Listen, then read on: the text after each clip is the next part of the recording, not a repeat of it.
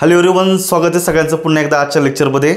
मित्रांनो, one word substitution या घटकावरचा हा तिसरा आणि शेवटचा लेक्चर आहे. आणि ह्या लेक्चरपासून आपल्याला 2011 ते 2024 पर्यंतच्या आयोगाच्या झालेल्या सगळ्या जवळपास 70पेक्षा जास्त वेगवेगळ्या ज्या प्रश्नपत्रिका आहेत त्या पेपर्समध्ये आलेले वन वर्ड्स या ठिकाणी आपण पाहिलेले आहेत. ठीक आहे, तर आता ह्या लेक्चरमधून जे उरलेले जे आहेत या ठिकाणी आपण पाहतोय. आणि ह्या लेक्चरच्या माध्यमातून जे 3 लेक्चर्स आपण या ठिकाणी ह्या टॉपिकचे घेतलेले आहेत मॅरेथॉन, या लेक्चरमधून आपल्याला 300पेक्षा अधिक 350पेक्षा जास्त वन वर्ड का जे खूप कॉमन आहे. आता UPSCपासून अगदी आपल्या छोट्या एक्झामपर्यंत कोणत्याही एक्झाममध्ये पॉसिबली येत असतात. आणि जनरली ह्या लेक्चरचं वैशिष्ट्य असं आहे मित्रांनो, म्हणजे हे लेक्चर ऐकण्यामागचं कारण एकच आहे की तुम्ही जर वन वर्डची तयारी करता तर नोटीस करायचं हे तुम्हाला माहितीच पाहिजे, याच्या पलीकडे तुम्हाला चॉईस नाही. हे तुम्हाला अगदी कंपल्सरी, याच्या व्यतिरिक्त तुम्हाला बाकीचा डेटा वाचायचा आहे. पण हे मोस्ट कॉमन आहे, हे कॉमनली विचारले जातात, त्यामुळे यांची तयारी तुम्हाला करणं गरजेचं आहे. आणि याच्या व्यतिरिक्त तुम्हाला बाकीचेही शब्द तुम्हाला करावे लागतील स्टेप बाय स्टेप. चला आपण लेक्चरला या ठिकाणी सुरुवात करायची, पण त्याच्या अगोदर छोटीशी अनाउन्समेंट या ठिकाणी आहे मित्रांनो. तर आपली समुद्र मंथन व्होकॅब्युलरी ही जी बॅच आहे ही ॲक्च्युली आता आपल्याला सुरू करायची आहे. जनरली मी आज 5 सप्टेंबरला या ठिकाणी बॅच सुरू करणार होतो, परंतु थोड्याशा काही तांत्रिक अडचणीमुळे आपण 5 ऐवजी ही बॅच उद्या 6 सप्टेंबरला ही जी बॅच आहे ही सुरुवात होणार आहे. म्हणजे या ठिकाणी आपल्या बॅचमध्ये डेली स्वरूपामध्ये 2-2 लेक्चर आपल्याला या ठिकाणी मी टाकत जाईल. याच्यामध्ये आपल्याला जे आयोग जे विचारतं ते सगळे टॉपिक, वन वर्ड सबस्टिट्यूशन आहे, होमोनिम्स आहे, त्याच्यानंतर तुमचं सिनॉनिम, अँटोनिम, त्याच्यानंतर प्रिफिक्स, सफिक्स, बरोबर आहे, असे जे बाकीचे जे टॉपिक्स आहे, इडियम्स आहे, फ्रेझल वर्ब आहे, मिसस्पेल्ड वर्ड आहे, फॉरेन वर्ड्स आहेत, रूट वर्ड्स आहेत, ह्या सगळ्या टॉपिकला खूप डिटेलमध्ये प्रॉपरली सगळं शिकायचं आहे आपल्याला. आणि ही डिटेल बॅच आहे. जसं आपण इंग्लिश ग्रामरचं पाहतो 2-2 महिन्याची बॅच जॉईन करतात विद्यार्थी, व्यवस्थितपणे तयारी करतात, तशी ही एक फुल लेंथ बॅच असणार आहे. एकदाच काय असेल ते व्होकॅब्युलरी व्यवस्थितपणे समजून घ्या. तुम्ही येणाऱ्या काळामध्ये कोणतीही परीक्षा असेल तुम्हाला 100% डेडिकेटेड तुम्हाला उपयोगी पडणार आहे. तर मित्रांनो, ही बॅच आपण उद्या सुरू करतोय, त्यामुळे उद्यापासून अगदी रेग्युलर लेक्चर या ठिकाणी अपलोड केले जातील, त्यात काही शंका नाही आहे. तुम्ही या बॅचच्या सोर्समध्ये असाल तर तुम्हाला MPSC इंग्लिश अकॅडमी ही ॲप्लिकेशन आहे, हे आपल्याला गुगल प्ले स्टोरवरून डाउनलोड करायचं आहे. हे नाव टाका MPSC इंग्लिश अकॅडमी, आपले ॲप्लिकेशन आहे, त्याच्यावर दिलीप मुसळे नावसुद्धा आहे. ते ॲप्लिकेशन डाउनलोड करा. जर काही डाऊट असेल तर आपण जर लेक्चर सध्या ऐकताय, ह्या लेक्चरच्या खाली जे डिस्क्रिप्शन आहे त्या डिस्क्रिप्शनमध्ये हे ॲप्लिकेशनची लिंक दिलेली आहे. लिंकवर क्लिक करूनही तुम्ही हा लेक्चर म्हणजे ॲप डाउनलोड करू शकता. ठीक आहे, जे विद्यार्थी आपल्या या यूट्यूब चॅनलवर नवीन असतील त्यांनी कृपया आपला चॅनल सबस्क्राईब करा आणि बेल आयकॉन दाबा, जेणेकरून इथून पुढचे व्हिडिओचं नोटिफिकेशन सगळ्यात अगोदर त्यांना मिळत जाईल. मी असेच इनोव्हेटिव्ह एक्झामच्या दृष्टीनं महत्त्वाचे जे लेक्चर्स आहेत हे आपल्याला या सिरीजच्या माध्यमातून मी कंटिन्यू करणार आहेत, ब्रेक देणार नाही. त्यामुळे तुम्हाला हे डेली लेक्चर नक्की मदत करतील, याच्यात काही शंका नाही.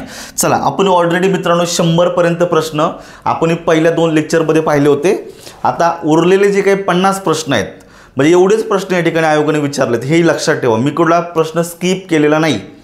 तुम्ही हे लेक्चर ऐका, तुम्ही कोणतंही पुस्तक चाळा, कुठलेही क्वेश्चन पेपर बघा, तुम्हाला ते प्रश्न ह्या लेक्चरमध्ये सापडतील किंवा हे लेक्चरमधले प्रश्न त्या ठिकाणी सापडतील. त्यामुळे इतका कॉमन आणि महत्त्वाचा घटक आहे. त्यामुळे 101 पासून ते 150 पर्यंतचे फुल अँड फायनल सगळे वन वर्ड या ठिकाणी आपण कंप्लीट करूया. काय विचारले? Choose the correct word for the following. कर सहाय्यक 2014चा पेपर आहे, त्याच्यामध्ये विचारलेलं आहे, a person who is womanish in his habits. Habit म्हणजे सवया, आणि तो व्यक्ती कसा आहे? वुमनिश आहे. वुमेनिश हा जो शब्द आहे, तर जनरली ही जी फ्रेज आहे, a person who is womanish in his habit, तर त्या फ्रेजसाठी एक वन वर्ड शोधायचा आहे. इथे तुम्हाला 4 दिलेले मित्रांनो. फेमिनिस्ट हा पहिला शब्द आहे आणि हा आपल्या वन वर्डच्या लिस्टमधला आहे, त्यामुळे भले तो उत्तरात नसेल तर तुम्हाला पाठ पाहिजे, लक्षात पाहिजे. फेमिनिस्ट ज्याला आपण या ठिकाणी म्हणतो स्त्रीवादी. कसा म्हणतो? स्त्रीवादी. का जो विमेनच्या वेलफेअरसाठी, डेव्हलपमेंटसाठी जो प्रयत्न करत असतो, विचार करत असतो, कृती करत असतो, त्याला फेमिनिस्ट असं बोललं जातं. ठीक आहे, त्यामुळे फेमिनिस्ट ज्याला आपण स्त्रीवादी असं म्हणतो, तर स्त्रीवादी ही फक्त स्त्रीच असते असं काही नाही. Feminist can be a male. एखादा पुरुषसुद्धा फेमिनिस्ट असू शकतो, म्हणजे त्याची विचारधारा थोडीशी स्त्रीवादी आहे, ही लक्षात ठेवायचं. तो स्त्रियांच्या उद्धारासाठी, डेव्हलपमेंटसाठी प्रयत्न करत असतो, तशा प्रकारचा व्यक्ती. इवन लिटरेचरमध्ये सुद्धा या ॲटिट्यूडनं, या दृष्टिकोनातून लिखाण करणारे जे व्यक्ती असतात ते फेमिनिस्ट असतात. ठीक आहे. त्यामुळे हा थोडा सोशल वर्ड आहे, वेगळा आहे, परंतु एक्झामच्या दृष्टीनं महत्त्वाचा आहे. दुसरा दिलेला आहे इफेमिनेट, तर हे तुमचं उत्तर आहे.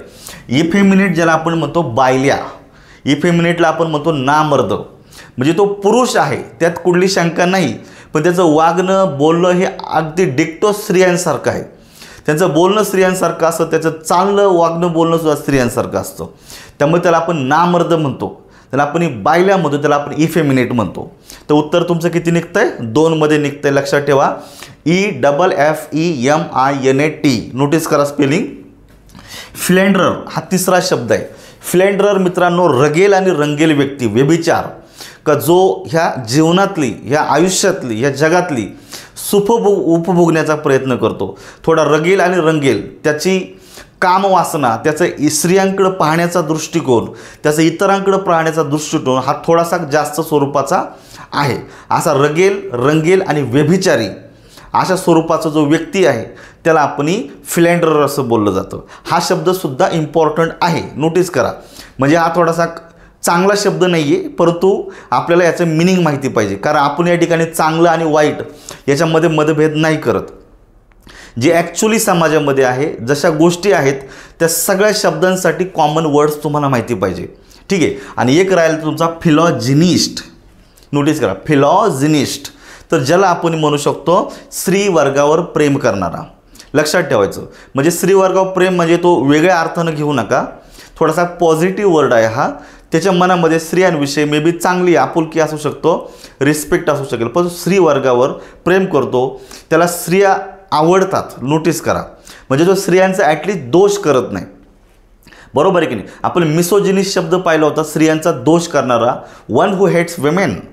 But philogynist is a person who आपण म्हणू शकतो की लव विमेन, त्यांच्यावर प्रेम करतो. नोटीस करा, म्हणजे चांगल्या ॲटिट्यूडनं हा शब्द तुम्ही डोळ्यासमोर ठेवा. 4ही शब्द इम्पॉर्टंट आहे, कधीही पेपरमध्ये येऊ शकतात. त्यातला एक ऑलरेडी आलेला इफेमिनेट. नोटीस करा. पुढचा प्रश्न बघायचा, a person against whom legal action is इन्स्टिट्यूटेड.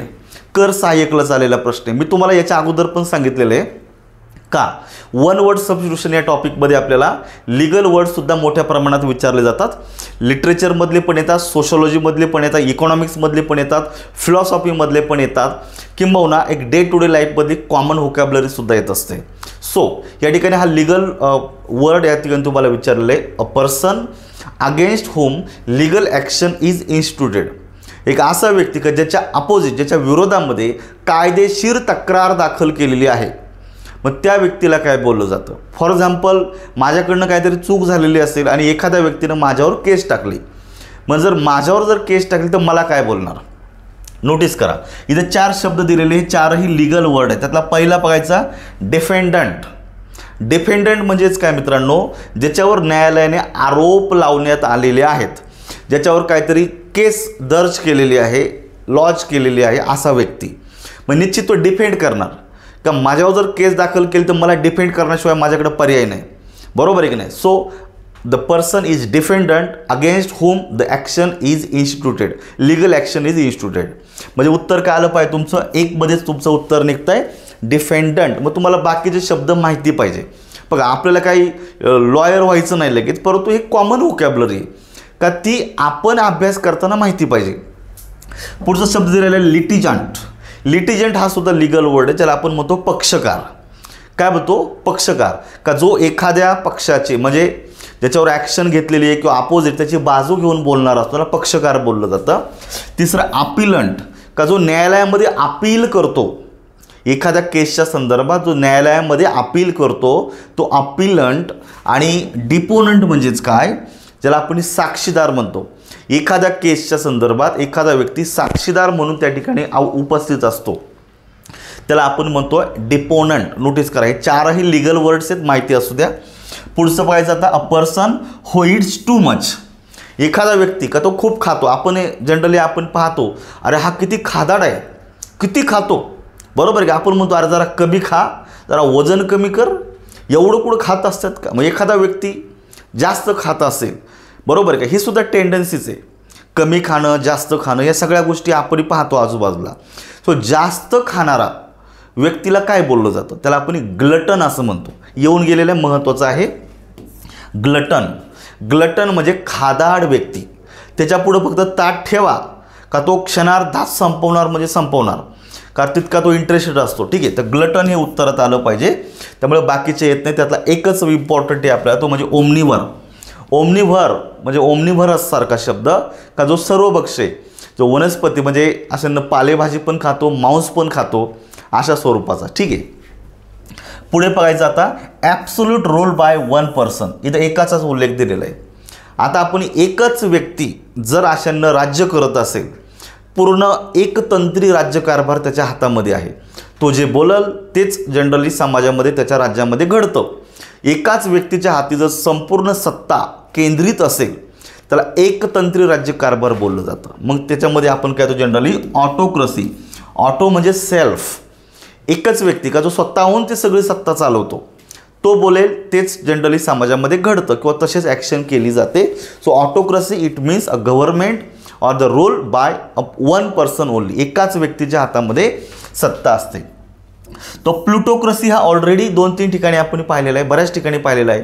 तो प्लुटोक्रसी इट मीन्स मित्रांनो a government by the rich or wealthy.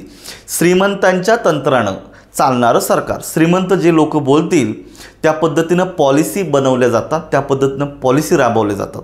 त्यामुळे श्रीमंतांच्या तंत्रानं चालणारं सरकार म्हणजेच काय आपलं होतं प्लुटोक्रसी. हा एक शब्द इम्पॉर्टंट आहे. हिपोक्रसी हे काय कुठलं सरकार बिरकार नाही आहे. हिपोक्रसी म्हणजे ढोंगीपणा. तुमचं वागणं, तुमचं बोलणं, तुमच्या समाजामध्ये तुम्ही स्वतः खूप स्टेटस आहे असं दाखवलं जातं, परंतु बऱ्याच वेळा अशा काही नसतात, ढोंगीपणा असतं. तुमच्याकडं नॉलेज नसताना तुम्ही असं सांगता की माझ्याकडं खूप नॉलेज आहे, बरोबर आहे का. दुसरी गोष्ट, तुमच्याकडं तसा सोशल स्टेटस समाजामध्ये नसताना तुम्ही समाजामध्ये असं दाखवता की मी खूप रिच आहे, मी खूप रिस्पेक्टेबल आहे, अशा स्वरूपाचं म्हणजे ढोंगीपणा आहे. नोटीस करा, तो व्यक्ती तसा नसतो पण तसा तो समाजाला दाखवण्याचा प्रयत्न करतो, ढोंगी व्यक्ती असतो. आणि मोनोपोली त्याला आपण थोडक्यात म्हणतो मक्तेदारी. एखाद्या व्यक्तीची एखाद्या गोष्टीवर, एखाद्या वस्तू संदर्भात, एखाद्या विषयासंदर्भात, एखाद्या प्रोफेशन संदर्भात त्याची मक्तेदारी असते. ठीक आहे, मक्तेदारी, मोनोपोली असणं. हे चारही शब्द इम्पॉर्टंट आहे. उत्तर तुमचं 2 निघतं आहे. Someone who has an excellent knowledge of languages. हे इम्पॉर्टंट आहे. एक असा व्यक्ती आहे का त्याला अनेक भाषांचं खूप चांगलं नॉलेज आहे, ज्ञान आहे. नोटीस करा, एका भाषेचं का तर नाही, अनेक भाषांचं परिपूर्ण चांगलं सायंटिफिकदृष्ट्या शास्त्रीय नॉलेज असणाऱ्या व्यक्तीला काही बोललं जातं. आता हा लिंग्विस्टिकमधला म्हणजे भाषेमधला शब्द आहे. तर इथं तुम्हाला 4 शब्द दिलेले मित्रांनो. इंटरप्रेटर. इंटरप्रेटर म्हणजेच मित्रांनो दुभाषा. म्हणजे बघा, जर आपण एखादा नेता महाराष्ट्रातला असेल किंवा इतर राज्यातला एखादा नेता जर एक केरळला जर गेला आणि ते जर बोलला मी नाही मस्तपैकी हिंदीमध्ये भाषण देतो, तमिळनाडू गेलं मी तिथे हिंदीमध्ये भाषण देतो, तर ती अशी राज्य आहे का तिथे हिंदी फारशी बोलली जात नाही. काहींना कळत नाही अशातला भाग नाही, परंतु फारसं लोकॅलिटीमध्ये हिंदी पॉप्युलर नाही. मग तिथं जर आपला एखादा नेता जर गेला आणि म्हटलं मला इथं अनेक मोठ्या संख्येनं एखाद्या लोकांना ॲड्रेस करायचा आहे, उद्देशून बोलायचं आहे, तर हिंदीमध्ये बोलून भाषा चालत नाही, तिथं मराठी भाषा बोलून चालणार नाही, समोरच्याला कळणार नाही. मग तिथं काय केलं जातं, ही जी लोक ज्यावेळेस तिकडे जातात राजकीय क्षेत्रातले भाषण देण्यासाठी वगैरे, त्यावेळेस ते तिथला एक लोकल व्यक्ती त्या ठिकाणी ठेवतात का त्याला हिंदी पण येते आणि त्यांची केरळी भाषा पण येते. मग या ठिकाणी काय केलं जातं, तो व्यक्ती हिंदीमध्येच बोलणार, तो राजकीय नेता हिंदीमध्ये बोलतो आणि तो जो इंटरप्रिटर असतो तो त्यांना दुसऱ्याला समजून सांगतो, तो भाषा. ठीक आहे, तर ही एक वेगळी संकल्पना आहे. ट्रान्सलेटर म्हणजे भाषांतर करणारा, बरोबर आहे का. जसं मी पण करतो, मराठीचं इंग्लिशमध्ये, इंग्लिशचं मराठी भाषेमध्ये आपण ट्रान्सलेट करतो. एखादा उतारा असेल, एखादा पुस्तक असेल, एखादा आर्टिकल असेल, त्याच्या ओरिजिनल भाषेतून दुसऱ्या भाषेमध्ये ट्रान्सलेट केलं जातं. ट्रान्सलेट करणारा व्यक्ती, भाषांतरा. लिंग्विस्ट हे उत्तर आलं पाहिजे. लिंग्विस्ट म्हणजे मित्रांनो भाषाशास्त्रज्ञ, का ज्याला भाषेचं शास्त्रीय शास्त्रशुद्ध ज्ञान आहे वेगवेगळ्या भाषांचं, त्याला लिंग्विस्ट असं बोललं जातं. उत्तर देतं 3 नंबरचं. आणि क्रिटिक हा अजून एक इम्पॉर्टंट शब्द आहे, ज्याला आपण म्हणतो समीक्षक. टीकात्मक परीक्षण करणारा, समीक्षा करणारा. इथं टीका करणे नाही, म्हणजे आपण जसं म्हणतो ना अरे किती टीका करतो. टीका करणे कॉमन लाईफमधला वेगळा शब्द आहे. एखादं पुस्तक आहे, ते पुस्तक कोणीतरी लिहिलेलं आहे, तर त्या पुस्तकाचं वाचन करून त्याच्यावर टीकात्मक परीक्षण करायचं. म्हणजे दिलेलं पुस्तक, त्याच्यामध्ये मांडलेले विचार ते सध्याच्या परिस्थितीमध्ये किंवा एका विशिष्ट ज्याला आपण म्हणतो ना जॉनराप्रमाणे किती योग्य आहे, किती अयोग्य आहे, हे पुस्तकातून मांडलेले विचार हे किती समर्पक आहेत, याच्यामध्ये काय कमतरता आहेत, हे अगदी प्रॉपरली सांगणारा व्यक्ती किंवा त्याच्यामध्ये मांडलेले विचार दुसऱ्या शब्दांमध्ये मांडणारा व्यक्ती, त्याला आपण एक क्रिटिक असं म्हणतो. त्यामुळे जर टीका करणे म्हणजे तो अर्थ घेऊ नका जसं आपल्याला कॉमनली वाटतं.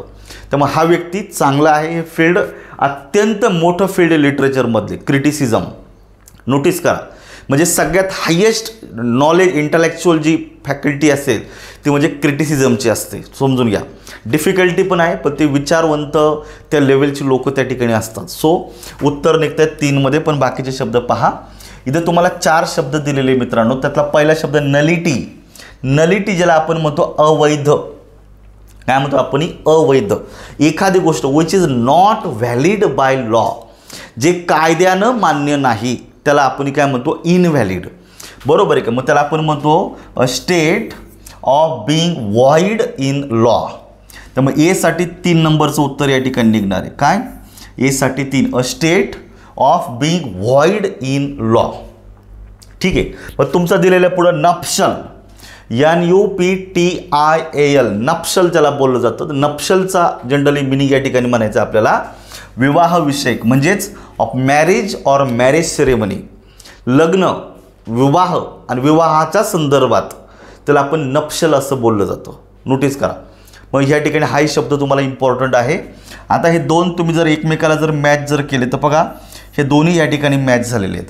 मग आता दोघांपैकी कुठलाही एक जरी माहीत असेल तरी उत्तर निघून जातं. त्यातला हा एक खूप कॉमन आहे, ऑस्टलर. ऑस्टलर मित्रांनो जनरली जुन्या काळामधली हा टर्म आहे. हल्ली असं जास्त नाही सापडत हा शब्द, पण जुन्या काळामध्ये हे जे वाहन आहे दळणवळण इतकं फारसं नसायचं, त्यामुळे त्यावेळेस लोक घोड्यानं जास्त प्रवास करायचे. म्हणजे एखादा व्यक्ती वाट सुरू आहे, ज्याला आपण म्हणतो वाट सुरू आहे, एका भागातून दुसऱ्या भागामध्ये जात असताना, रस्त्याने जात असताना रस्त्याच्या कडेला कुठेतरी इन असायचे. इन हा एक जुना शब्द आहे, लक्षात ठेवा, INN.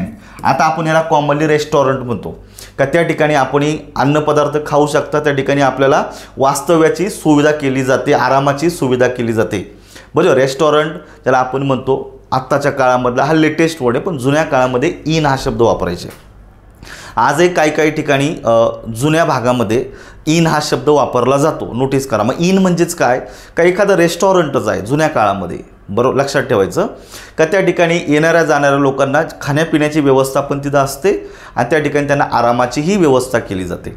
मग जी लोक घोड्यानं म्हणजे घोड्यानं प्रवास करायचे, अशा घोड्यांची छोट्याल्या रेस्टॉरंटमध्ये इनमध्ये देखभाल करणारा जो व्यक्ती असायचा त्या व्यक्तीला ऑस्टलर असं म्हणायचं. आजही जिथे घोडे सांभाळले जातात त्या घोड्यांची देखभाल करणारा व्यक्ती ऑस्टलर.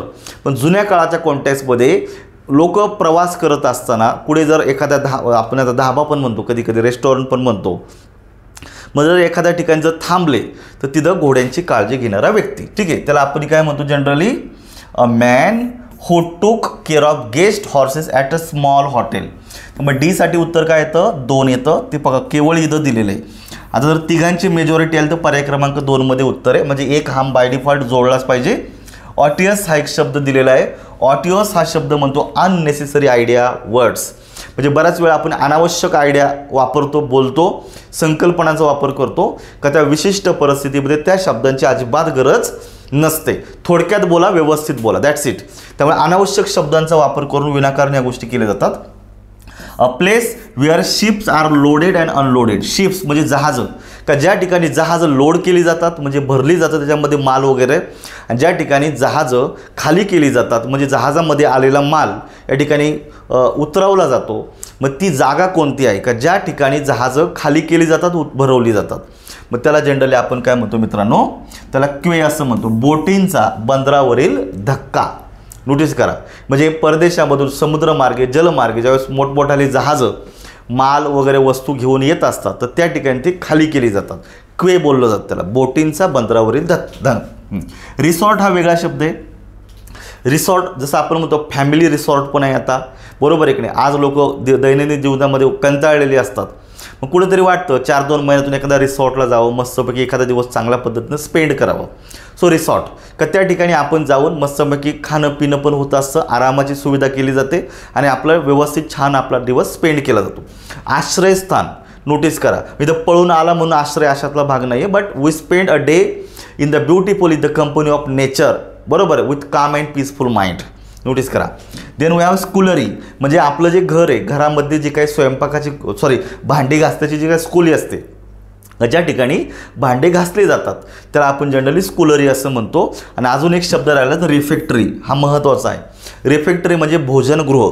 आता जनरली आपण घरामध्ये आपल्याकडे छोट्या छोट्या खोल्या असतील तर एक कॉमन रूम वापरतो, लिव्हिंग रूम आहे, त्या ठिकाणी जेवण करतो, त्या ठिकाणी आराम करतो, त्या ठिकाणी बसतो बोलतो, सगळ्या गोष्टी होतात, बरोबर आहे. पण मोठमोठ्याल्या सोसायट्यांमध्ये किंवा मोठमोठ्याल्या ज्याला आपण इमारतींमध्ये रिफेक्टरी असतं. जसं एखाद्या विद्यापीठामध्ये गेल्याच्या नंतर अनेक मोठ्या संख्येनं लोकांना जेवणाची सुविधा केली जाते. जसं तुम्ही या ठिकाणी महाराष्ट्रामध्ये मोठमोठाले तीर्थक्षेत्र आहे, मग त्या ठिकाणी गेल्याच्या नंतर तिथं लाखोच्या संख्येनं जर भाविक येत असतील, मग या लोकांना जेवणाची जर सुविधा जर करायची असेल तर मोठमोठाले रिफेक्टरी बांधले जातात. त्या ठिकाणी लोक जेवण भोजन करण्यासाठी येत असतात, भोजनगृह. ठीक आहे, उत्तर निघते 2 मध्ये. पुढचं दिलेलं आहे resting place of wild animal. Wild म्हणजे जंगली रानटी प्राण्यांचं आश्रयस्थान. म्हणजे तुम्हाला 4 शब्द दिले, तर पहिलं दिलेले लेअर, LAIR, त्याला आपण काय बोलतो, रानटी प्राण्यांचं निवासस्थान आश्रयस्थान. जसं आहे रानटी प्राणी वाघ असेल, आता आपण जनरली पुस्तकात होतो वाघ गुहेमध्ये राहतो. आता कोण बघायला गेले रानामध्ये की वाघ गुहेतच राहतो तिथं, बरोबर आहे की नाही. कोणी जाऊन गुहा उचकून नाही पाहिले आज वाघ राहतो का नाही. पर एक जनरली वाघ गुहेमध्ये राहतो आपण म्हणतो, म्हणजे गुहा म्हणू थोडक्यात, म्हणजे तो रानटी प्राणी म्हणून तिथं राहतो. पण ती जी काही जागा आहे त्याचे आश्रयस्थान त्याला आपण लेअर असं म्हणायचं. ठीक आहे, उत्तर 1 मध्येच निघतंय. केनल हे कुत्र्यासाठीच आहे, कुत्र्याचं निवासस्थान. खूप वेळ आलेला शब्द आणि मी ऑलरेडी सांगितलेलं आहे. आपण घर बांधताना कुत्रे घरामध्ये जनरली मुक्कामाला ठेवत नाही, बरोबर आहे की नाही. पण जनरली आता मोठमोठ्या सोसायट्यांमधल्या गोष्टी सोडून घ्या, ती लोक स्वतःची कमी काळजी करतात पण कुत्र्याला जास्त जपतात. स्वतः आंघोळ करणारा पण आधी कुत्र्याला आंघोळ घालतो, मग इतकी कुत्र्याची ठेप ठेवली जाते. पण जनरली आपण काय म्हणतो, कुत्रं घराच्या आजूबाजूला शेजारी कुत्र्यासाठी स्वतंत्र खोली बांधली जाते, त्याच्यामध्ये कुत्रं राहत असतं, बरोबर. मग स्लॅबची खोली नसते, ती नॉर्मल आपलं शेड टाईप असं बांधलं जातं, कुत्र्याच्या ठिकाणी राहत असतं, त्याला केनल बोललं जातं, राहण्याची खोली. स्टेबल म्हणजे घोड्यांचा तबेला, ज्या ठिकाणी घोडे बांधले जातात, राहतात वगैरे. आणि स्टाय याला डुक्कर म्हणतो, डुक्करखाना. पिग स्टाय जिथं डुक्कर राहतात, डुकरांसाठी बांधलेली खोली. नोटीस करा. मग आता हे आपले जे गटारला रोळतात ते डुकरं नाही, जनरली डुक्करसुद्धा याचा प्रोफेशन पण आहे, लक्षात ठेवायचं. डुकरामध्ये शरीरामध्ये प्रोटीनचं प्रमाण जास्त असतं, परदेशामध्ये डुकराचं मांस, लक्षात ठेवायचं, त्याला आपण म्हणतो ना, कधी मोठ्या प्रमाणामध्ये खाल्लं जातं. तर डुक्कर या ठिकाणी प्रोफेशन म्हणून पाळले जातात, जसं आपण आज इकडं शेळ्या मेंढ्या पाळतो त्याप्रमाणे. त्यामुळे डुकरांचं जे असतं त्याला पिग स्टाय असं बोललं जातं. छोट्या छोट्या गोष्टी माहिती असू द्या तुम्हाला. पुढे दिलेला इमिग्रंट हा आपण भरपूर वेळा पाहिलेला शब्द आहे. इमिग्रंट आणि एमिग्रंट ह्या 2 शब्दांमधला फरक तुम्हाला सांगितलेला आहे. A person who comes to one country from another to settle there. एक व्यक्ती परदेशामधून येऊन सेटल होण्यासाठी जर आलेला असेल त्याला आपण इमिग्रंट असं म्हणतो. आणि दुसरा याला प्रतिशब्द आहे तुमचा एमिग्रंट, ज्याला आपण स्पेलिंग आहे EMIGRANT, एमिग्रांट. एमिग्रांट म्हणजे काय, a person who leaves his own country to settle in another country. दुसऱ्या देशामध्ये स्थायिक होण्यासाठी गेलेला व्यक्ती, मायदेश सोडून, बरोबर आहे का. पण अन्य देशातून दुसऱ्या देशामध्ये वास्तव्याला आलेला व्यक्ती एमिग्रंट. त्यामुळे या दोघांमध्ये फरक आहे. तर हा जनरली एमिग्रंट स्वतःचा देश सोडून दुसरीकडे जातो, आणि हा एमिग्रंट एखाद्या देशामध्ये स्थायिक होण्यासाठी आलेला व्यक्ती, समजून घ्या. त्यामुळे उत्तर 1 मध्येच निघतंय. तुम्हाला 3 शब्द माहिती पाहिजे. हे 2 शब्द आपण पाहिलेलं, तर याला तुमचा अँबॅसेडर, बरोबर आहे. अँबॅसेडर म्हणजेच काय, a representative of a government with full authority. Notice करा, representative of government with full authority म्हणजे अँबॅसेडर.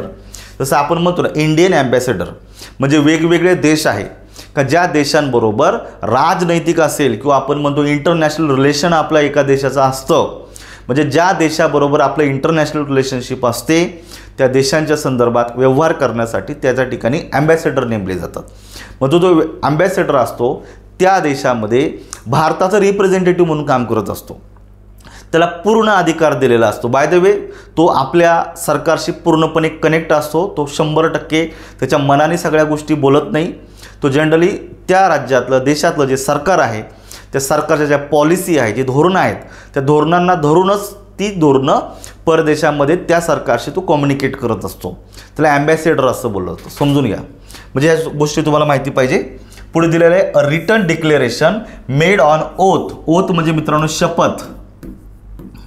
काय होता अर्थ त्याचा? शपथ in the presence of magistrate. Magistrate म्हणजे वकील, बरोबर आहे का? आपल्याकडे ज्याला लॉयर म्हणतो. जनरली मराठीमध्ये आपण प्रतिज्ञापत्र असं म्हणतो, बरोबर आहे. आपण कुणाला तरी काही मजकूर लिहून देतो. मी जे बोलतो ते खरं बोलतोय, मी खोटं बोलणार नाही आहे.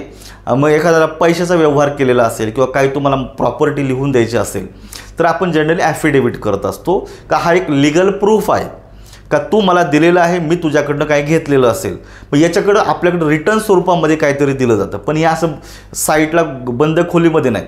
In the presence of magistrate, वकिलाच्या समोर, का जो ज्याला कायद्याचं नॉलेज आहे तो व्यक्ती कायदा तोडणार नाही अशा दृष्टीनं वकिलाच्या समोर ते लिहून दिलं जातं. त्याला ॲफिडेविट बोललं जातं. समजून घ्या. त्यामुळे जनरली वकिलाकडे जर गेला तर तुम्हाला सहजासहजी तो सह्या देत नाही. नोटरीवाला वगैरे तो म्हणतो ज्याचा आहे डॉक्युमेंट त्यांनी समोर या, माझ्या समोर सही कर, मग मी करतो, बरोबर आहे. तो आहे घरी, मी जर सही ठोकून देणार, डॉक्युमेंट खोटे, तो माणूस आहे की नाही हे पण माहीत नाही. वकील लोक तशी करत नाही, बरोबर आहे की नाही. त्यामुळं ह्या गोष्टी नोट. ॲफिडेविट उत्तरामध्ये येतं. तर डॉक्युमेंट हा कॉमन वर्ड आहे, व्हाउचर पण कॉमन वर्ड आहे. तुम्हाला हा शब्द माहिती पाहिजे, इम्पॉर्टंट आहे. डॉसियर, DOSSIUR, IER, डॉसियर शब्द आहे मित्रांनो. विशिष्ट विषय आहे, घटना आहे, व्यक्ती आहे यांच्याविषयीची माहिती असणारा कागदपत्राचा समूह. डॉक्युमेंट्स आहेत हे. आणि डॉक्युमेंट कलेक्ट केलेले का त्या डॉक्युमेंटमध्ये एखाद्या व्यक्तीविषयीचा डेटा आहे, एखाद्या घटनेविषयीचा, नोटीस करा, एखाद्या घटनेविषयीचा डेटा त्या ठिकाणी एकत्रित केलेला आहे. म्हणजे कागदपत्रांची पूर्ण फाईल, थोडक्यात त्याला आपण डॉसियर असं म्हणायचं. ठीक आहे. तर हा एक इम्पॉर्टंट शब्द आहे. पण उत्तर तुमच्या ॲफिडेविटमध्ये निघतं. पुढचा दिलेलं आहे एक्सटेम्पर. आपण ऑलरेडी पाहिलेलं आहे. A speech delivered without previous preparation. कुठल्याही प्रकारची पूर्वतयारी न करता दिलेलं भाषण म्हणजे एक्सटेम्पर. याला अजून एक शब्द मी तुम्हाला सुचवला होता, तो म्हणजे इम्प्रॉम्प्टू. IMPROMPTU, impromptu. समजून घ्या. तर तुम्हाला बाकीचे शब्द तुम्हाला माहिती पाहिजे. ऑब्सोलेट हा ऑलरेडी 2020च्या गडबच्या पेपरमध्ये आलेला आहे PSI साठी. Obsolete, obsolete it means which is no longer in use. का जे दीर्घकाळ वापरात नाही आहे, मोडकळीच आलेलं आहे, बरोबर आहे का? ते वापरातून बंद आहे अशा स्वरूपाची एखादी गोष्ट. जसं आपण म्हणतो ना की द माइल्स अँड इट्स किंवा the mills and their grinders are nowadays obsolete. Obsolete म्हणजे ना आता गिरणी राहिल्या ना गिरणी कामगार राहिले. म्हणजे गिरणी, जुन्या काळात ज्या गिरणी राहायच्या त्या आता दिवसेंदिवस काय झालेले आहे, ऑब्सोलेट झालेले, म्हणजे कालबाह्य झालेले आहेत. ठीक आहे. मग हे तुम्हाला शब्द माहिती पाहिजे. ॲम्बिजियस हा एक तुम्हाला इम्पॉर्टंट शब्द आहे मित्रांनो. अ स्पीच डिलिव्हर्ड विथ प्रिव्हियससाठी शब्द नाही आहे, हा ऑलरेडी पाहिलेला आहे. आणि हा एक बघा, a word which can be interpreted in any way. म्हणजे एखादं वाक्य, एखाद्या शब्दाचे मल्टिपल मिनिंग निघतात. समजून घ्या. एखादा शब्द, एखादं वाक्य याचे मल्टिपल मिनिंग निघत असतात. म्हणजे जिथं मल्टिपल मिनिंग निघतात, एकापेक्षा अधिक मिनिंग निघतात, तर ते स्टेटमेंट ॲम्बिजियस बनतं. म्हणजे समोरच्या व्यक्तीला नक्की याचा काय अर्थ घ्यायचा हे त्यावेळेला पटकनी कळत नाही, कारण 2-2, 3-3 मिनिंग निघणार आहे. त्यामुळं आपण म्हणतो एखाद्याचं स्टेटमेंट आहे, एखाद्याचा शब्द आहे, त्याला आपण म्हणतो ambiguous. So that is important. ठीक आहे. पुढे दिलेले तुम्हाला 4 शब्द एकमेकाला मॅच करायचे. पहिला दिलेलं आहे लॅपिडिस्ट. लॅपिडिस्ट म्हणजेच मित्रांनो one who cuts precious stone. लक्षात ठेवा, प्रेशियस म्हणजे मौल्यवान, स्टोन म्हणजे खडे, दगड. आता ज्याला आपण म्हणतो हिरा, हिरा सुद्धा दगडच आहे, फक्त तो मौल्यवान आहे. नोटीस करा, हिरा हा सुद्धा स्टोन आहे. असे हिरे असेल किंवा महत्त्वाच्या ज्याला आपण म्हणतो वस्तूंना पैलू पाडणारा जो व्यक्ती असतो त्याला आपण लॅपिडिस्ट असं म्हणत असतो.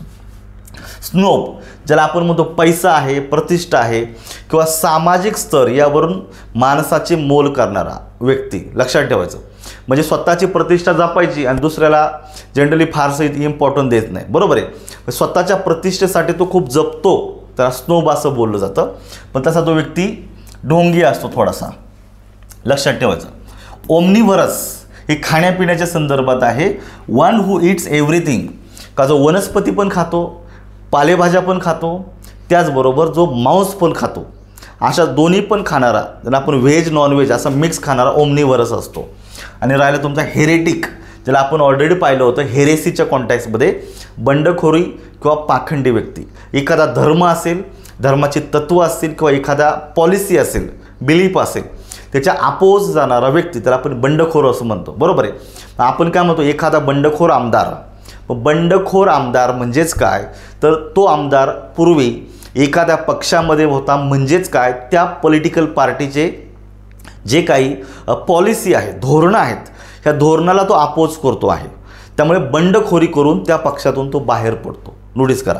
तसं धर्म आहे एखादा, स्वतःच्या धर्मावरची बंडखोरी करून तुम्ही धर्मत्याग करता, बंडखोरी करता. ठीक आहे.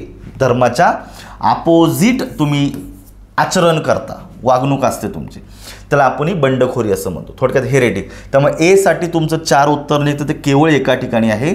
बी साठी 3ही एका ठिकाणी. म्हणजे मित्रांनो हे उत्तर तुमचं कन्फर्म आहे. 2 नंबरमध्ये उत्तर.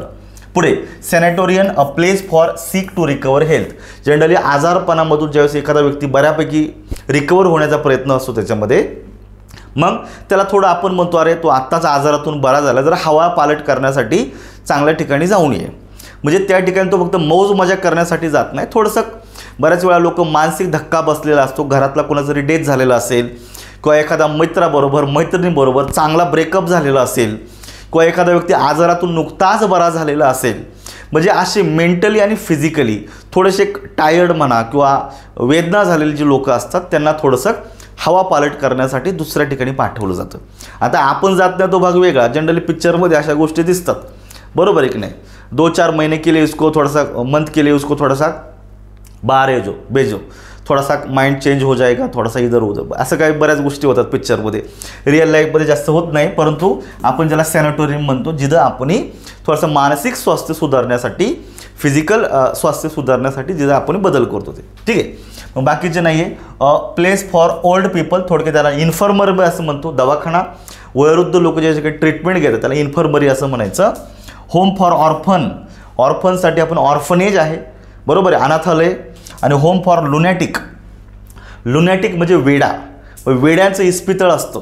वेड्यांना घरामध्ये जर ठेवलं तर ते बाकीचे पण निम्मे वेडे होतील त्याच्यासोबत. बरोबर आहे. मग वेड्यांना घरामध्ये ठेवण्यापेक्षा त्यांना हॉस्पिटलमध्ये ठेवलं जातं, जेणेकरून त्याच्यावर ट्रीटमेंट करून ते बरे होतील. लक्षात ठेवा, घरात जर एखादा व्यक्ती असेल तर त्याला दोष करून आपण द्वेष करण्याचा अर्थ नाही. त्याला थोडंसं ट्रीटमेंट केलं तर तो सुद्धा इतरांसारखा चांगला होऊ शकेल.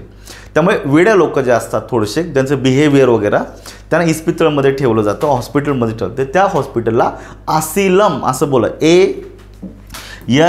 ASYLUM, असिलम म्हणजे होम फॉर लुनॅटिक. समजून घ्या.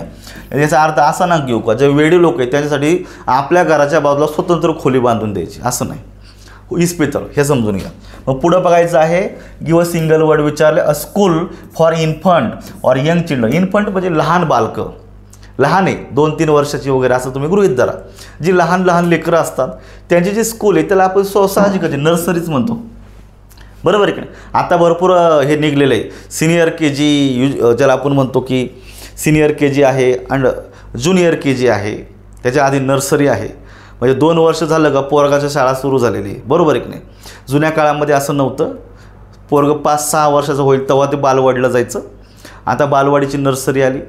बरोबर आहे का. त्याच्यामध्ये प्ले ग्रुप आला पहिला. कधी जाऊन फक्त लेकरांनी थोडं मस्त वेळ खेळायचं, कारण घरात खेळायला जागा नाही, आईवडिलांना वेळ नाही. मग प्ले ग्रुपला पाठवायचं, त्याच्यानंतर ज्युनियर KGला पाठवायचं, नर्सरीला पाठवायचं, ज्युनियर KGला पाठवायचं, सिनियर KGला पाठवायचं. तो पहिलीत येईपर्यंत त्याच्या बापाच्या खिशातून जवळपास 4 ते 5 लाख रुपये गेलेला असतात. तेव्हा पोरगं पहिलं जातं. अवस्था बेकार आहे. ठीक आहे. चला, जमानाच बदलला आहे, त्याला काय करायचं. तर नर्सरी उत्तरामध्ये येतं. तर इन्फंटाईल नोटीस करायचं. इन्फंटाईल म्हणजेच it is a behaviour typically or connected with baby or young children. लहान लहान मुलांचं समजा बिहेवियर असतं, त्याला आपण म्हणतो ना बालिशपणा. लहान आहे आपण म्हणतो, अरे जाऊ दे लहान आहे, पोरकट आहे, थोडंसं बिहेवियर लहान पोरासारखंच असतं. इन्फंटाईन बिहेवियर असतं. ज्याला आपण इनोसन्स नेचर असतं एखाद्या व्यक्तीचं. एखादा व्यक्ती बोलत असतो, आपण म्हणतो अरे किती निरागस बोलतोय. His behaviour, her behaviour is infantine. Notice करायचं. क्रेच म्हणजे पाळणाघर. काय होतं, क्रेच म्हणजे पाळणा घर, का ज्या ठिकाणी आपण जनरली आई आणि वडील जेव्हा दोघे जॉबला असतात किंवा बाहेर जाणार असतील त्यांच्या अनुपस्थितीमध्ये त्या पाळणा घरामध्ये लहान मुलांना सांभाळण्यासाठी ठेवलं जातं. ती मुलं लहान असतात, मोठमोठ्याल्या घोड्यांना ठेवलं जात नाही, तिथं लहान लेकरं आहे का त्यांना कुणाच्या तरी मदतीची गरज असते, मग तिथं ते ठेवलं जातं टेम्पररी. ठीक आहे, तिथं पर्याय नसतो म्हणून ठेवलं जातं, मजा म्हणून कोणी ठेवत नाही. A person who is 100 or more years where, एखादा व्यक्ती ज्याचं वय 100पेक्षा अधिक आहे, एखाद्या व्यक्तीचं वय जर 100पेक्षा अधिक असेल त्याला काय बोललं जातं. इथं तुम्हाला 2 शब्द लक्षात ठेवायचे. सेंचुरियन म्हणजे शतक, हा वेगळा शब्द आहे. ऑक्टोजेनेरियन हा एक वेगळा शब्द. ऑक्टो म्हणजे 8, ऑक्टोचा अर्थ की तो 8 असा अर्थ लक्षात ठेवायचा. ऑक्टोजेनेरियन म्हणजेच एक असा व्यक्ती का ज्याचं वय 80 आणि 90 वर्षाच्या दरम्यान आहे. नोटीस करा, ज्या व्यक्तीचं वय 80 ते 90 याच्या दरम्यान आहे त्या व्यक्तींना जनरली बोलतो ऑक्टोजेनेरियन. लक्षात ठेवा. मग आता आपल्याला विचार 100पेक्षा जास्त, मग एकच राहतो आपल्याला सेंटेनॅरियन. समजून घ्या, सेंट हा मूळ शब्द नोटीस करा, CENT. सेंटचा अर्थ होतो 100. याच्यावरून अंदाज बांधायचा. सेंट म्हणजेच काय, 100. म्हणजे सेंटेनॅरियन म्हणजे 100 किंवा त्यापेक्षा अधिक वय असणारे व्यक्ती, सेंटेनियन. ह्या दोन्ही शब्दांना समजून घ्या. ऑक्टो म्हणजे 80 ते 90 आणि सेंटे म्हणजे 100पेक्षा अधिक. ठीक आहे, पुढचं दिलेलं आहे, people who watch a match or show are called. जी लोक मॅच पाहायला जातात, जी लोक विशिष्ट शो पाहायला जातात त्यांना आपण जनरली काय म्हणतो मित्रांनो. आता इथं ऑडियन्स शब्दसुद्धा वापरला जाऊ शकतो, पण इथं प्रॉपर टेक्निकल वर्ड आहे, तो समजून घ्यायचा. पाहायचं, स्पेक्टॅकल्स ज्याला आपण म्हणतो ना, स्पेक्टॅकल्स म्हणजे चष्मा. 2 समान भिंगांचा चष्मा असतो. ठीक आहे, स्पेक्टॅकल्स बोललं जातं, त्यामुळे त्याचा व्यक्तीशी संबंध येणार नाही. दुसरं दिलेलं बघायचं, स्पेक्युलेटर. स्पेक्युलेटर शब्द समजून. Speculator it means a person who buys good property etcetera in the hope to selling them with a profit. म्हणजे स्पेक्युलेटर म्हणजे एक असा व्यक्ती आहे मित्रांनो, लक्षात ठेवायचं का जो जनरली एखाद्या ठिकाणावर वस्तू विकत घेतो आणि दुसऱ्याला विकतो, मध्ये उद्देश असा थोडासा नफा कमवायचा.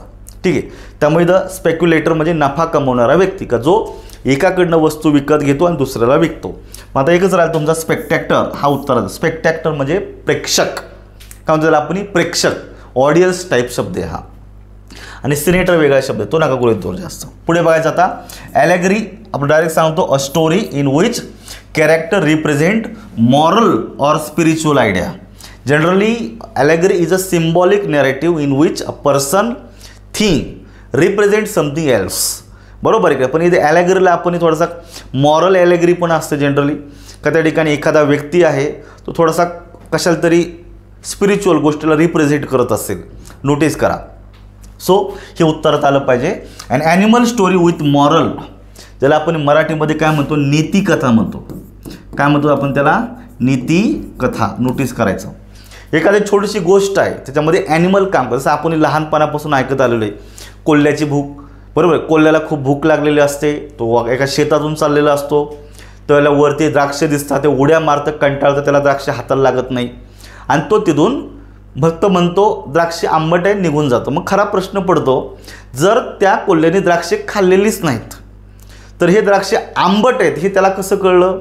नोटीस करा, याच्यातून एक मॉरल मेसेज आपल्याला दिलेला आहे. मित्रांनो, तुम्हाला भूक लागलेली हे तुमचं प्रायोरिटी आहे, तुमचं कर्तव्य, ते द्राक्षे खाली पाहिजे होती त्या कोल्ह्याने. परंतु उगाच आपल्या लाईफमधून आपण शॉर्टकट काढतो, निघून जातो आणि दुसऱ्या गोष्टीला दोष देऊन मोकळं होतो, तर हे चुकीचं आहे. जर तुम्ही स्टुडंट आहे तर तुमचं प्रायोरिटी, तुमचं काम करणं हे तुमचं कर्तव्य आहे. पण जर तुम्ही याच्यातही जर शॉर्टकट शोधत असाल तर हे चुकीचं आहे. Just like the fox in that story. म्हणजे प्रत्येक गोष्टीतून काहीतरी मॉरल आपल्याला मिळतं. दुसरी गोष्ट, आपण ससा आणि कासवाची जी शर्यत पाहिली होती तिच्यामधून सुद्धा आपल्याला एक चांगला मेसेज दिला जातो. त्यामुळे त्याच्यामध्ये ॲनिमल प्ले करतात, ते just behave, just talk, think just like human being and with their actions we come to know or we get some moral ideas or spiritual lessons, generally moral. So it's called fable, FABLE. Fable म्हणजे नीतिकथा. आणि अजून एक शब्द आहे आपला legend. Legend म्हणजे दंतकथा. जनरली भूतकाळामध्ये जे काय रिअल लाईफ लाईक व्यक्ती घडलेले आहेत त्यांच्या जीवनातील जे घटना आपल्या मांडल्या जातात त्यांना आपण लिजेंड असं म्हणत असतो. काय म्हणत असतो, लिजेंड तो वेगळा शब्द आहे. अ स्टोरी डिटॅच इन्सिडेंट नाही आहे. A short story with moral, पहिले शॉर्ट स्टोरी नको होतं आपल्याला, ॲनिमल स्टोरी पाहिजे होतं. आणि 4मध्ये ॲलेगरी असं उत्तर निघलेलं आहे. समजून घ्या. That which can not likely to happen, का जे घडणं शक्य वाटत नाही. आपण म्हणतो ना असं घडणं असंभव्य आहे.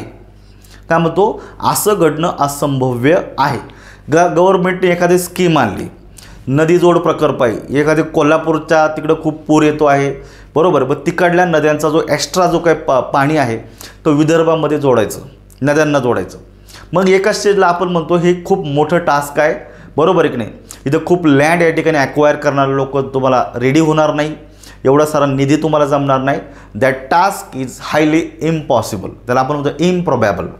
एखादी गोष्ट घडेल असं वाटत नाही, असंभव्य वाटतं, त्याला असंभव्य म्हणजे इम्प्रॉबॅबल.